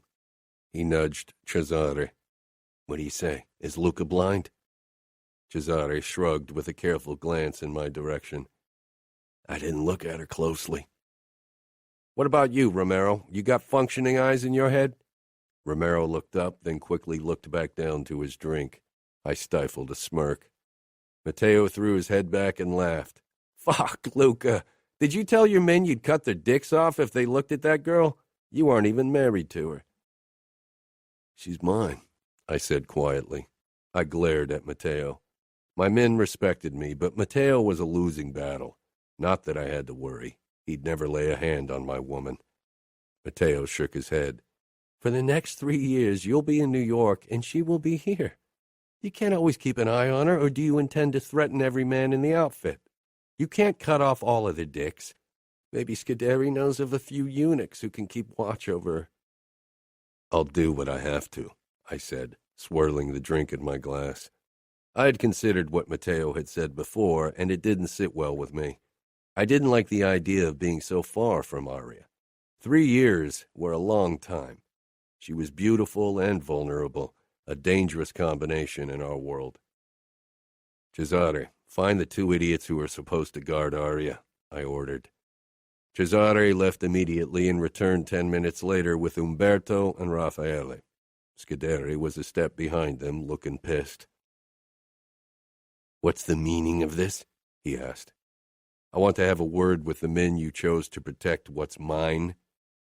They are good soldiers, both of them. Raffaele is Aria's cousin, and Umberto has worked for me for almost 2 decades. I mustered them both. I'd like to decide for myself if I trust them. I stepped up to Umberto. He was almost a head smaller than me. I hear you're good with the knife. The best, Scuderi interjected. I wanted to silence him once and for all. Not as good as your brother, as rumor has it, Umberto said with a nod toward Matteo, who flashed him his shark grin. But better than any man in our territory, Umberto admitted eventually. Matteo was the best with a knife. Are you married? I asked next. Not that marriage had ever stopped a man from having another woman. Umberto nodded. For 21 years. That's a long time, Matteo said. Aria must look awfully delicious in comparison to your old wife. I shot Matteo a look. Couldn't he keep his mouth shut for a second? Umberto's hand twitched and inched toward the holster around his waist. My own hand was already resting on my gun. I met Umberto's gaze. He cleared his throat. I've known Aria since her birth. She is a child. He said it with a hint of reproach. If he thought that would make me feel guilty or anything close to it, he was a fool. She won't be a child for much longer, I said. She will always be a child in my eyes, and I'm faithful to my wife. Umberto glared at Matteo. If you insult my wife again, I'll ask your father for permission to challenge you in a knife fight to defend her honor, and I'll kill you. That would make Matteo's day. There was nothing he enjoyed more than a bloody knife fight, probably not even a pussy. You could try, Matteo said, baring his teeth, but you would not succeed. Umberto wasn't a threat, neither for Matteo nor for Aria. I could tell he was protective of her in a fatherly way. I think you're a good choice, Umberto. I turned to Raffaele. If we'd been in New York, I'd have already put a bullet in his head. Perhaps he thought I hadn't seen the looks he'd given Aria when he thought nobody was paying attention. I stepped right in front of him. He craned his neck to meet my gaze. He tried to look cool. He wasn't fooling me. There was fear. Good. He's family. Are you honestly going to accuse him of having an interest in my daughter? Scuderi butted in from the side. I saw how you looked at Aria, I said to Raffaele. His eyes flickered nervously. Like a juicy peach you wanted to pluck, Matteo threw in, enjoying this entirely too much. Raffaele's eyes darted to Scuderi like the spineless wimp he was. I knew guys like him. They got off on preying on the weak, especially women, because it was the only way they could feel strong. Don't deny it. I know want when I see it, and you want Aria, I growled. Raffaele didn't deny it. If I find out you're looking at her like that again, if I find out you're in a room alone with her, if I find out you touch as much as her hand, I will kill you. Raffaele flushed red. You aren't a member of the outfit. Nobody would tell you anything even if I raped her. I could break her in for you. Maybe I'll even film it for you. I grabbed the bastard and threw him to the ground. His face hit the floor hard, and I dug my knee into his back. I wanted to break his spine in two and rip off his fucking balls. Then he'd never even think about using the words rape and Aria in the same sentence again. Raffaele struggled and cursed. He was like a bothersome fly, weak and disgusting, worth less than dirt on my shoes. That he even dared think about touching Aria, about breaking her in, I grabbed his wrist and pulled out my knife. I should cut off his balls and dick. That was what he deserved. But this wasn't my territory. Even though it pissed me off, I looked at Scuderi for permission. Scuderi nodded. I brought my knife down on Raffaele's pinky, cutting through bone and flesh and relishing in his pussy screams. A female cry echoed through the walls. I let go of Raffaele and stood. He cradled his hand like a baby, a blubbering mess. Disgusting. Romero and Cesare had drawn their weapons. Scuderi went to open a secret door, revealing the red-headed sister and Aria. "Of course," Scuderi hissed. "I should have known it was you causing trouble again." He wrenched the redhead away from Aria and into the lounge, raised his hand and slapped her hard across the face. My fingers on the knife tightened. And then the fucker stepped toward Aria, raising his arm again. Fury burned through me. Mine. I caught his wrist, stopping him. It took all my willpower not to ram the bloody knife into his stomach and let him bleed out like a pig. From the corner of my eye, I saw Umberto draw his knife and Scuderi reaching for his gun.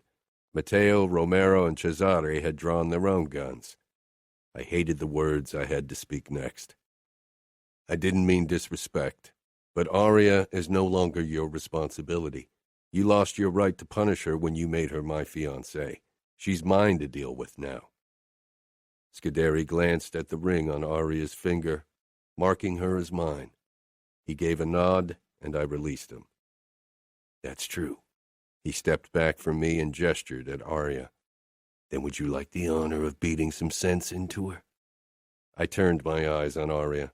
She was pale. Her fearful eyes darted to the knife in my blood-covered hand, then back up to my face. She froze. The idea of raising my hand against her was ludicrous. What kind of man hit a woman? And Aria? No. The mere idea set my teeth on edge. She weighed less than half of me. She was innocent and vulnerable. She didn't disobey me. Scuderi looked fucking unhappy, as if I gave a fuck. "You're right, but as I see it, Aria will be living under my roof until the wedding, and since honor forbids me to raise my hand against her, I'll have to find another way to make her obey me."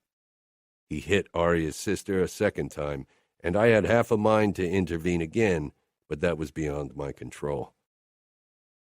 "For every one of your wrongdoings, Aria, your sister will accept the punishment in your stead," Scuderi said. Aria looked as if she'd rather have him hit her than her sister. She was way too innocent and gentle for someone like me. Scuderi turned to the bodyguard. "Umberto, take Gianna and Aria to their rooms and make sure they stay there." Umberto sheathed his knife and led them out. Aria avoided looking at me as she helped her sister. Raffaele's whimper drew my attention back to him. He was still clutching his hand, crying like the fucking wimp he was. Matteo held out a tissue. I took it and cleaned my hand and knife roughly. I'd need water and soap to get rid of it completely. "I trust you'll keep Aria safe from male attention," I said coldly, fixing Scuderi with a hard look. "I don't want him anywhere near her. If I hear that someone as much as looks at her the wrong way, nothing will stop me from dragging Chicago into the bloodiest war you can imagine. I don't share what's mine, and Aria is mine, only mine. She's under my protection from this day on." Scuderi's mouth thinned, but Fiore would lose his shit if peace broke because Scuderi couldn't protect his own daughter. "Don't worry, she will be protected. Like I said, she attends a Catholic school for girls and is never alone with men." I knelt beside Raffaele and he shied back, terror flashing in his eyes. I leaned even closer. "This was nothing," I growled. "This pain is a fucking joke compared to the kind of agony you'll be in if you go near Aria ever again. If you ever touch as much as a hair on her body," my voice turned even deadlier, shaking with the force of my rage. "A single fucking hair. I'll shove my knife up your ass and fuck you with it, slowly, until you bleed out through your asshole. Got it?" He gave a jerky nod. "I want to hear it." "I won't touch her," he pressed out, looking like he was going to puke onto my shoes at any moment. I stood and stepped back, my lip curling in disgust at the coward in front of me. "We're done here," I said. "I'll see you out," Scuderi said in a clipped voice. Romero, Cesare, Matteo, and I followed him. We didn't shake hands as we parted. Those kinds of fake pleasantries could wait until my wedding. After returning to our hotel, we gathered in the bar for another drink. Romero was the only one who barely touched his, always dutiful. I regarded him. I knew him since we were kids. He was close to Matteo's age, and they'd gone to school together. He was a good soldier and a trustworthy man. Noticing my attention, he frowned. "Is something the matter?" "What do you think of Aria?" Cesare and Matteo both fell silent. Romero set down his glass, his body tightening. "She's going to be your wife." "I don't want you to state the obvious. I want to hear your impression of her." "She's shy and obedient, well-behaved. I don't think she'll cause trouble in the next 3 years." His words had been chosen carefully. "She's beautiful now. She'll be out of this world stunning in 3 years. I need someone to be her bodyguard, someone I can trust not to touch what's not his or anyone else's." Romero's eyes widened, finally catching up. Matteo and Cesare looked surprised as well. "Luca," he said quietly, "if you choose me to guard Aria, I swear she'll be safe. And I won't ever even think about her in an inappropriate way." Matteo snorted. "Don't swear on it. I have a feeling it'll be difficult not to have inappropriate thoughts about Aria." I fixed Romero with a hard look. "You know I trust you, and you're one of my best soldiers. But what I just said to Raffaele holds true for anyone who touches her." My eyes slid over all 3 men before I smirked and raised my arm, asking the barkeeper for another round. They'd got the message. Chapter 4. Almost 3 years later. Matteo waved a newspaper in the air when he entered my penthouse. Setting my cup of coffee down, I raised my eyebrows. "Since when do you read the newspaper?" I asked. Of course, we needed to stay up to date on political events, especially legislation, but that's what the internet was for. Did Matteo think it would make him look better, like some fucking Brooklyn hipster? I wouldn't put it past him to carry a newspaper with him for fashion purposes. His answering grin raised my suspicions. "I saw an interesting article online when I checked the news in bed this morning and decided to get physical proof of it." "Of what?" Matteo stepped up to the kitchen bar and put the newspaper down in front of me. My eyebrows rose in surprise when I saw the headline and the photo. "This is the woman who snatched New York's most sought-after bachelor from the market." Below the headline was a photo of me, and beside it, a photo of Aria. For a second, I froze. I hadn't seen Aria in the last 3 years since our engagement. There hadn't been any reason to do so.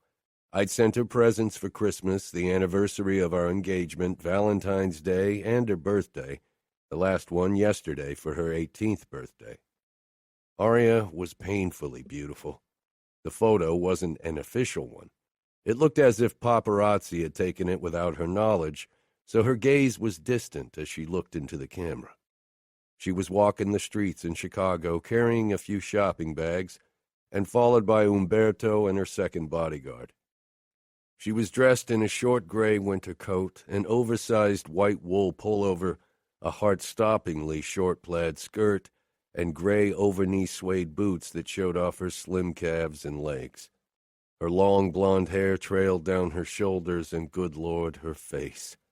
I wasn't even sure if she wore makeup, but she was stunning. "You're drooling," Matteo said as he leaned across from me. My eyes snapped up to his. But so was he. Matteo pointed at a man in the photo who almost broke his neck to stare after Aria, checking her out. I felt the urge to find out who he was and kill him just for the thrill of it.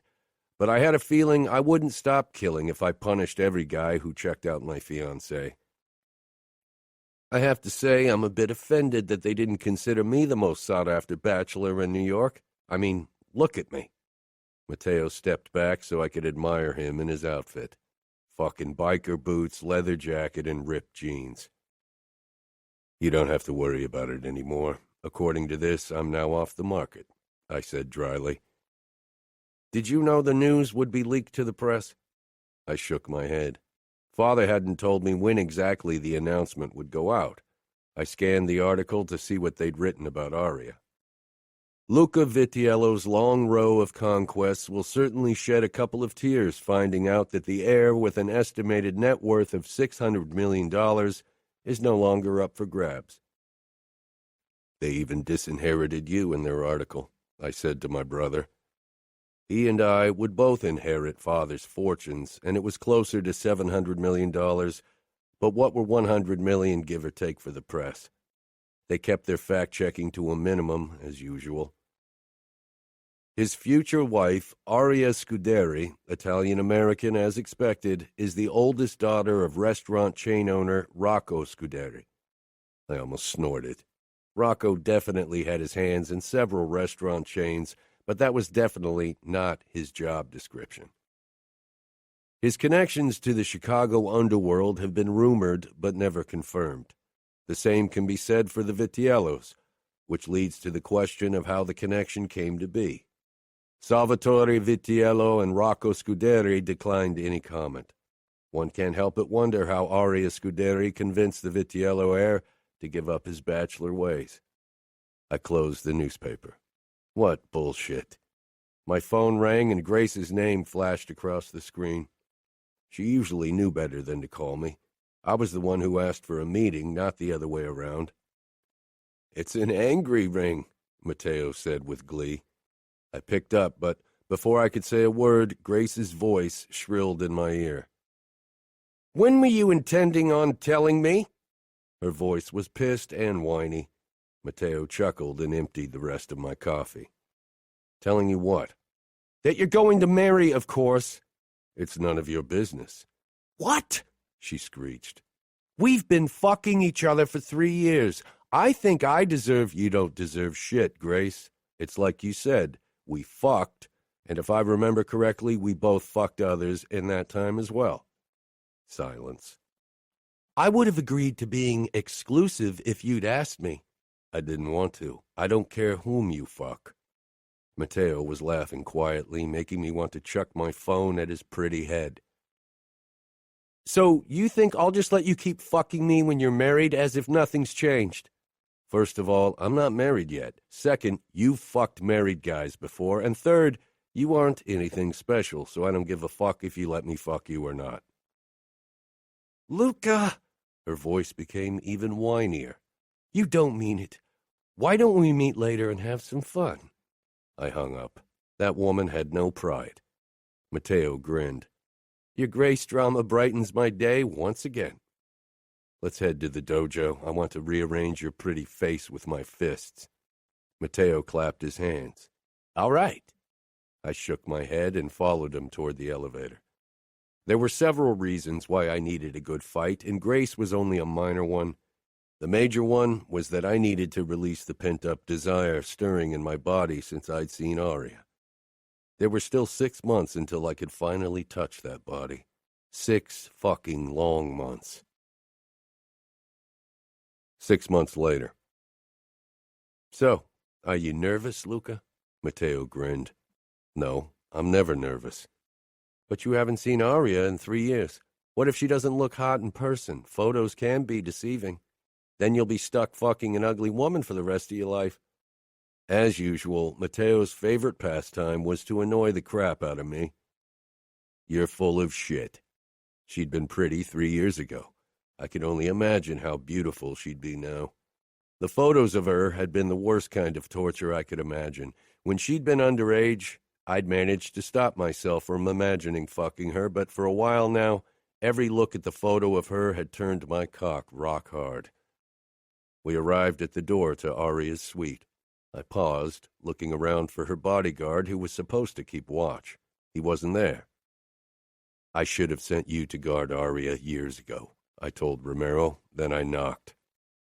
Light steps rushed toward us, and the door was ripped open by a girl with dark blonde hair. She was dressed like a cheap rocker girl. She was obviously trying to impress me with her barely there hips and moderate chest. I had trouble remembering her name. She had to be the kid's sister. "Hi, Luca," she said, actually smiling in a flirty way. I had to stifle a chuckle. Did she really think I didn't see how young she was? Then it finally clicked. "You're Liliana, the youngest sister." "I'm not that young." "Yes, you are," a familiar soft voice said. "Go to Jana." And there she was. Damn it. 3 years ago she'd shown promise, but today she looked like a fucking wet dream come true. Long blonde hair, smooth skin, lean legs, and firm tits. I couldn't wait to see every fucking inch of her body. "I didn't know we'd meet in my suite," she said with a hint of disapproval. What a warm welcome. "Are you going to let me in?" She stepped aside. I gave Cesare a sign to wait outside before the rest of us walked into the suite. Matteo headed straight toward the redhead. As usual, he was attracted to the troublemaker. My eyes were once again drawn to Aria's fucking hot body. Only a few more days and she'd be mine. I couldn't wait. "You shouldn't be here alone with us. It's not appropriate," Jana muttered. Of course it wasn't. That's why there was supposed to be a guard in front of their door. "Where's Umberto?" Aria shrugged. "He's probably on a toilet or cigarette break." "Does he often leave you without protection?" "Oh, all the time," Jana said mockingly. "You see, Lily, Aria, and I sneak out every weekend because we have a bet on who can pick up more guys." Matteo shot me a grin. I wasn't sure how he could be in such a disgustingly good mood. If I had to spend any more time with the big-mouthed redhead, I'd lose my shit. "I want to have a word with you, Aria," I said. Jana had to butt in again, of course. "I was joking, for God's sake." The brat actually tried to step between Aria and me. Thankfully, Matteo dragged her away. I really hoped the glint of fascination in his eyes was only that. "Let go of me or I'll break your fingers," Jana growled. Matteo raised his hands with a wide grin. Those two were more than even the most patient saint could handle. "Come on." I turned to Aria and barely touched her lower back. She swallowed and tensed. Had she still not gotten over her fear of me? "Where's your bedroom?" No, she definitely hadn't. I usually only saw that kind of look on the faces of my enemies after I got my hands on them. Aria pointed toward a door to our right, and I nudged her in that direction, trying to ignore the way she trembled under my touch. It was starting to seriously annoy me. Of course, the big mouth had the last word. "I'll call our father. You can't do that." As if Scuderi would care. We stepped into the bedroom, and I closed the door before facing Aria, who was staring up at me with fear-widened eyes. "Jana was joking. I haven't even kissed anyone yet, I swear." She blushed deliciously as she said it. That's why she was so scared. I had to admit that hearing her confirm what I'd known made a possessive beast in my chest rear its head. "I know." Her fucking kissable lips parted in surprise. Damn it. I wanted to push her against the door and kiss her. "Oh, then why are you angry?" "Do I look angry to you?" Her expression was like an open book. It would make things easier for me. "You don't know me very well." She shot me an indignant look. "That's not my fault." This was the first real sign of defiance from her, and I was fucking glad about it. I really couldn't live with a terror-stricken wife. I wasn't the most sensitive guy, and would lose my patience pretty quickly if I had to tiptoe around Aria like she was breakable. I took her chin between my thumb and forefinger.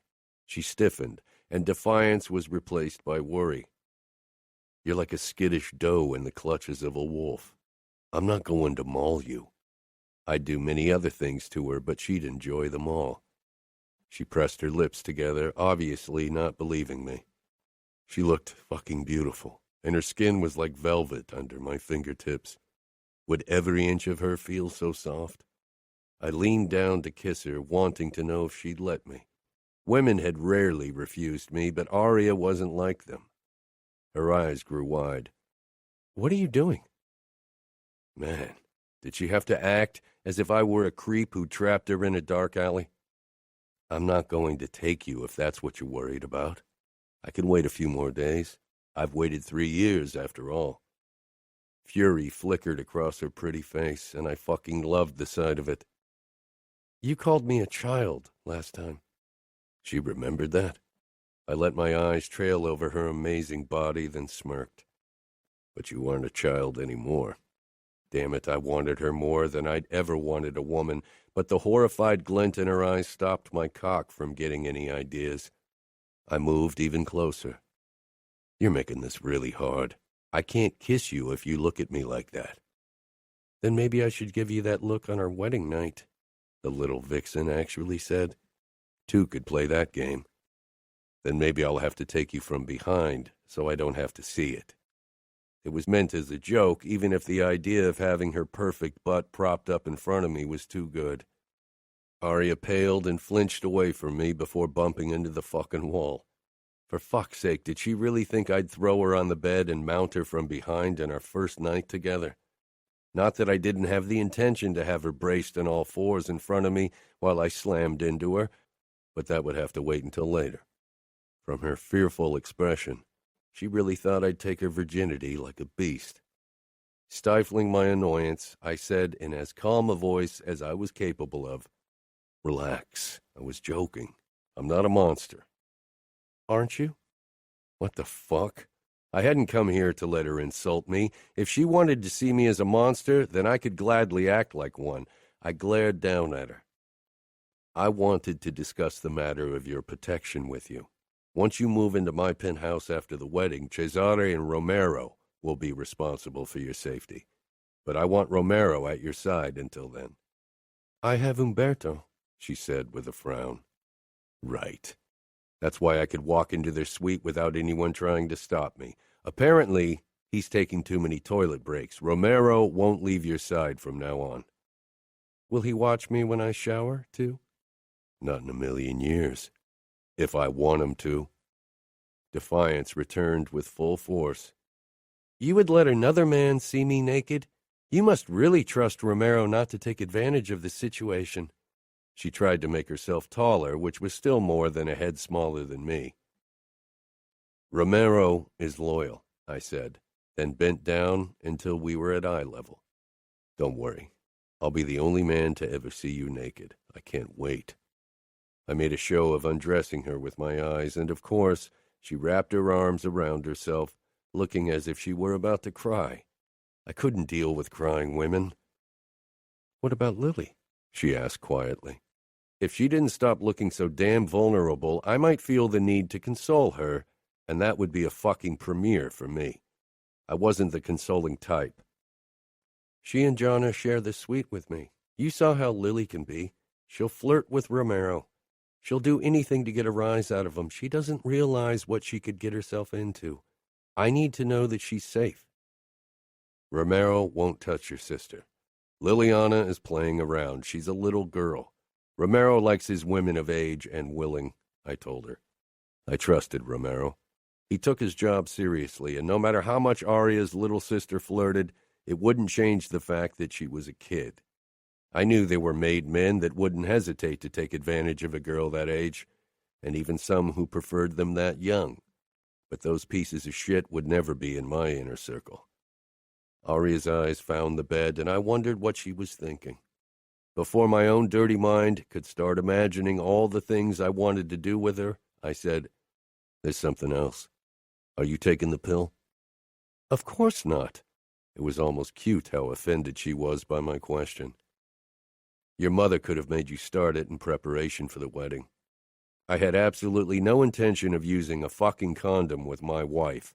I wanted to bury my cock in Aria's pussy without anything between us.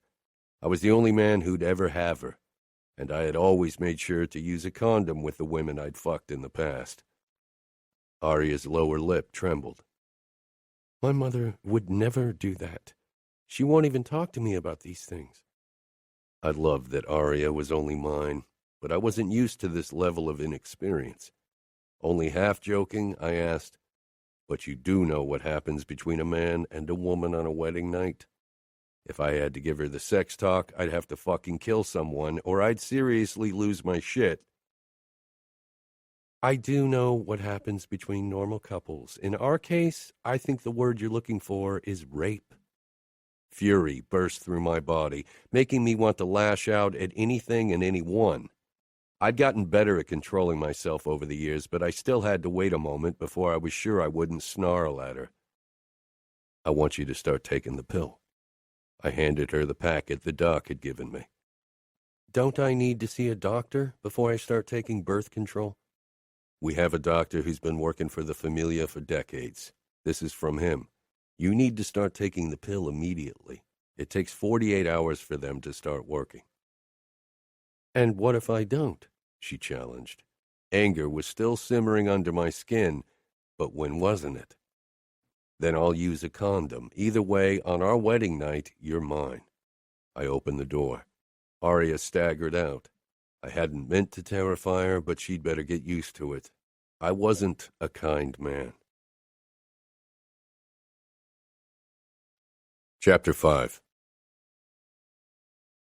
Father sat with a self-righteous expression in the pew at the front, as if this wedding was his ultimate triumph.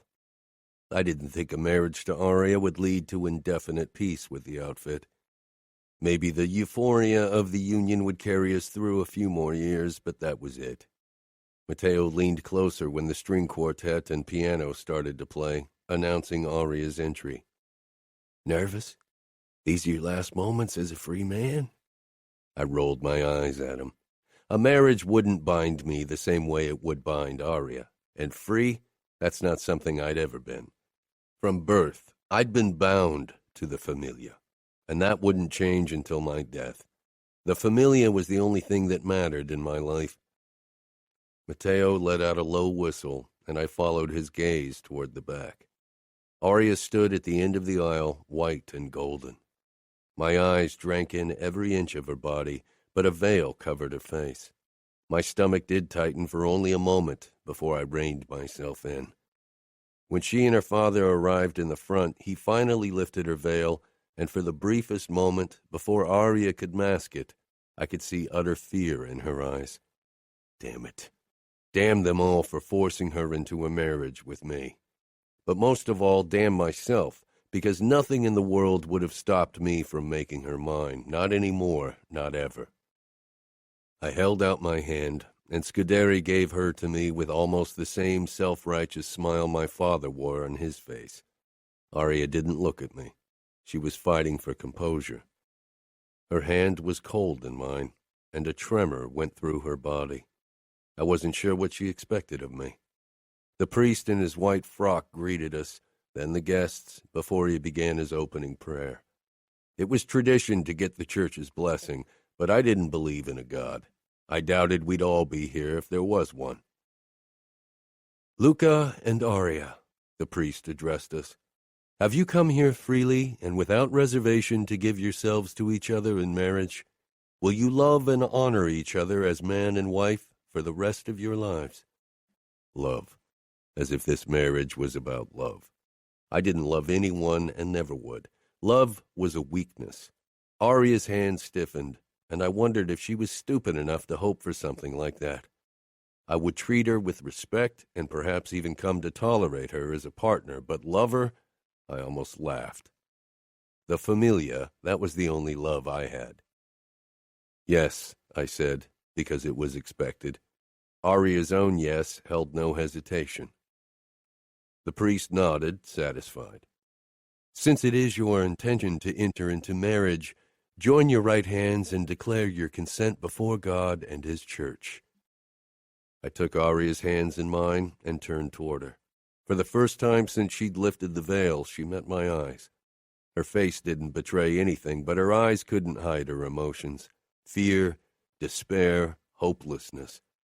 Anger filled my bones. "I Luca Vitiello, take you, Aria Scuderi, to be my wife. I promise to be true to you in good times and in bad, in sickness and in health. I will love you and honor you all the days of my life." I tried to ignore her shaking when I slipped the ring on her finger. "Aria, take this ring as a sign of my love and fidelity. In the name of the Father, and of the Son, and of the Holy Spirit." She was mine now. It was Aria's turn to put the ring on my finger, but she was trembling too fucking much. I steadied her hand. People didn't need to see how terrified she was of me. Matteo, with his fucking hawk eyes, noticed, of course, and gave me a smirk. I wouldn't hear the end of it. "You may kiss the bride," the priest said. Aria's head shot up. She stiffened further, and her eyes held trepidation and embarrassment. Fuck! I squeezed her hands. I wasn't even sure why. I hated to share this moment with all the fuckers in the room.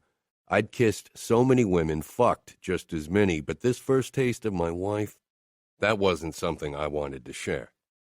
I knew Aria would have preferred more privacy. Of course she would. This was her first kiss. Her first fucking kiss. I leaned down and brushed my lips over hers. It was nothing. More air than touch. Not worth a second thought, but damn, my body sprang to life anyway. Aria was mine. A blush spread on her cheeks, and it took every ounce of self-control not to throw her over my shoulder and carry her up to our room right away. I couldn't wait to have her naked body under me, to bury my cock in her. As if she could read my mind, Aria shuddered violently, and my lust evaporated. I didn't want to consider the possibility that she might react the same way to my touch tonight. Fuck. I took her hand and led her down the aisle. The men of the family gave me nods as they clapped. A waiter headed our way at once, balancing a tray with champagne glasses on his palm.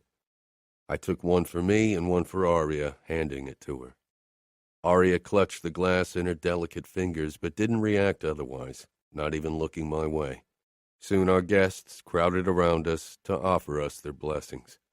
It was a necessary tradition we couldn't avoid, even when all I wanted was to fast forward to my first night with my wife.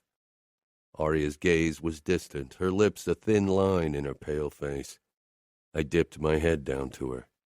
"Smile. You're the happy bride, remember?" As if a switch had been turned, Aria's face became a mask of happiness, all fake. I took a sip of the champagne, stifling my frustration over her apparent unhappiness. This marriage hadn't been my idea. I wouldn't have married at all. My life was devoted to the familia, and a woman had no place in it. The first guests appeared before us, my father and Nina. She stood a step behind him, as he expected. My father put a hand on my shoulder. He was my height, the only man at the party who was, and his eyes met mine. Gray eyes and dark hair like me.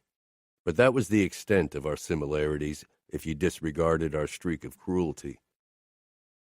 "Luca, my eldest," he said in a booming voice, drawing the attention of the surrounding guests to us. "Today marks a special day for you and the familia." I gave him a tight smile. He leaned closer, lowering his voice so only I could hear him. "I envy you tonight.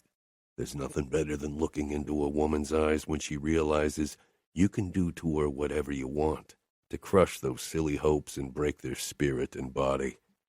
And I must say, your wife has expressive eyes. It'll be thrilling to see terror in them." Something dark and cruel roared in my chest, but it was definitely not directed at the vulnerable woman at my side. I gave my father another smile, not saying anything from fear of revealing my thoughts. Father stepped back, and his gaze settled on Aria as he moved to congratulate her. My entire body erupted with tension as he kissed her hand. Then Nina appeared before me and leaned up to kiss my cheek, saying in a conspiratorial whisper, "Oh, Luca, that girl is petite. Don't break her your first night together. There will be many more nights for you to save her." She had to know. My father enjoyed breaking her almost daily. Nina's spitefulness made me hate her fiercely, but I knew it was the only armor she had. Finally, My father and his wife excused themselves and allowed other guests to step forward. As honor dictated, it was Aria's family. Scuderi looked like he'd won the Nobel Prize as he shook my hand, then hugged Aria. Her mother, Ludovica, stepped up to me. She briefly glanced up into my eyes, then lowered her gaze submissively. That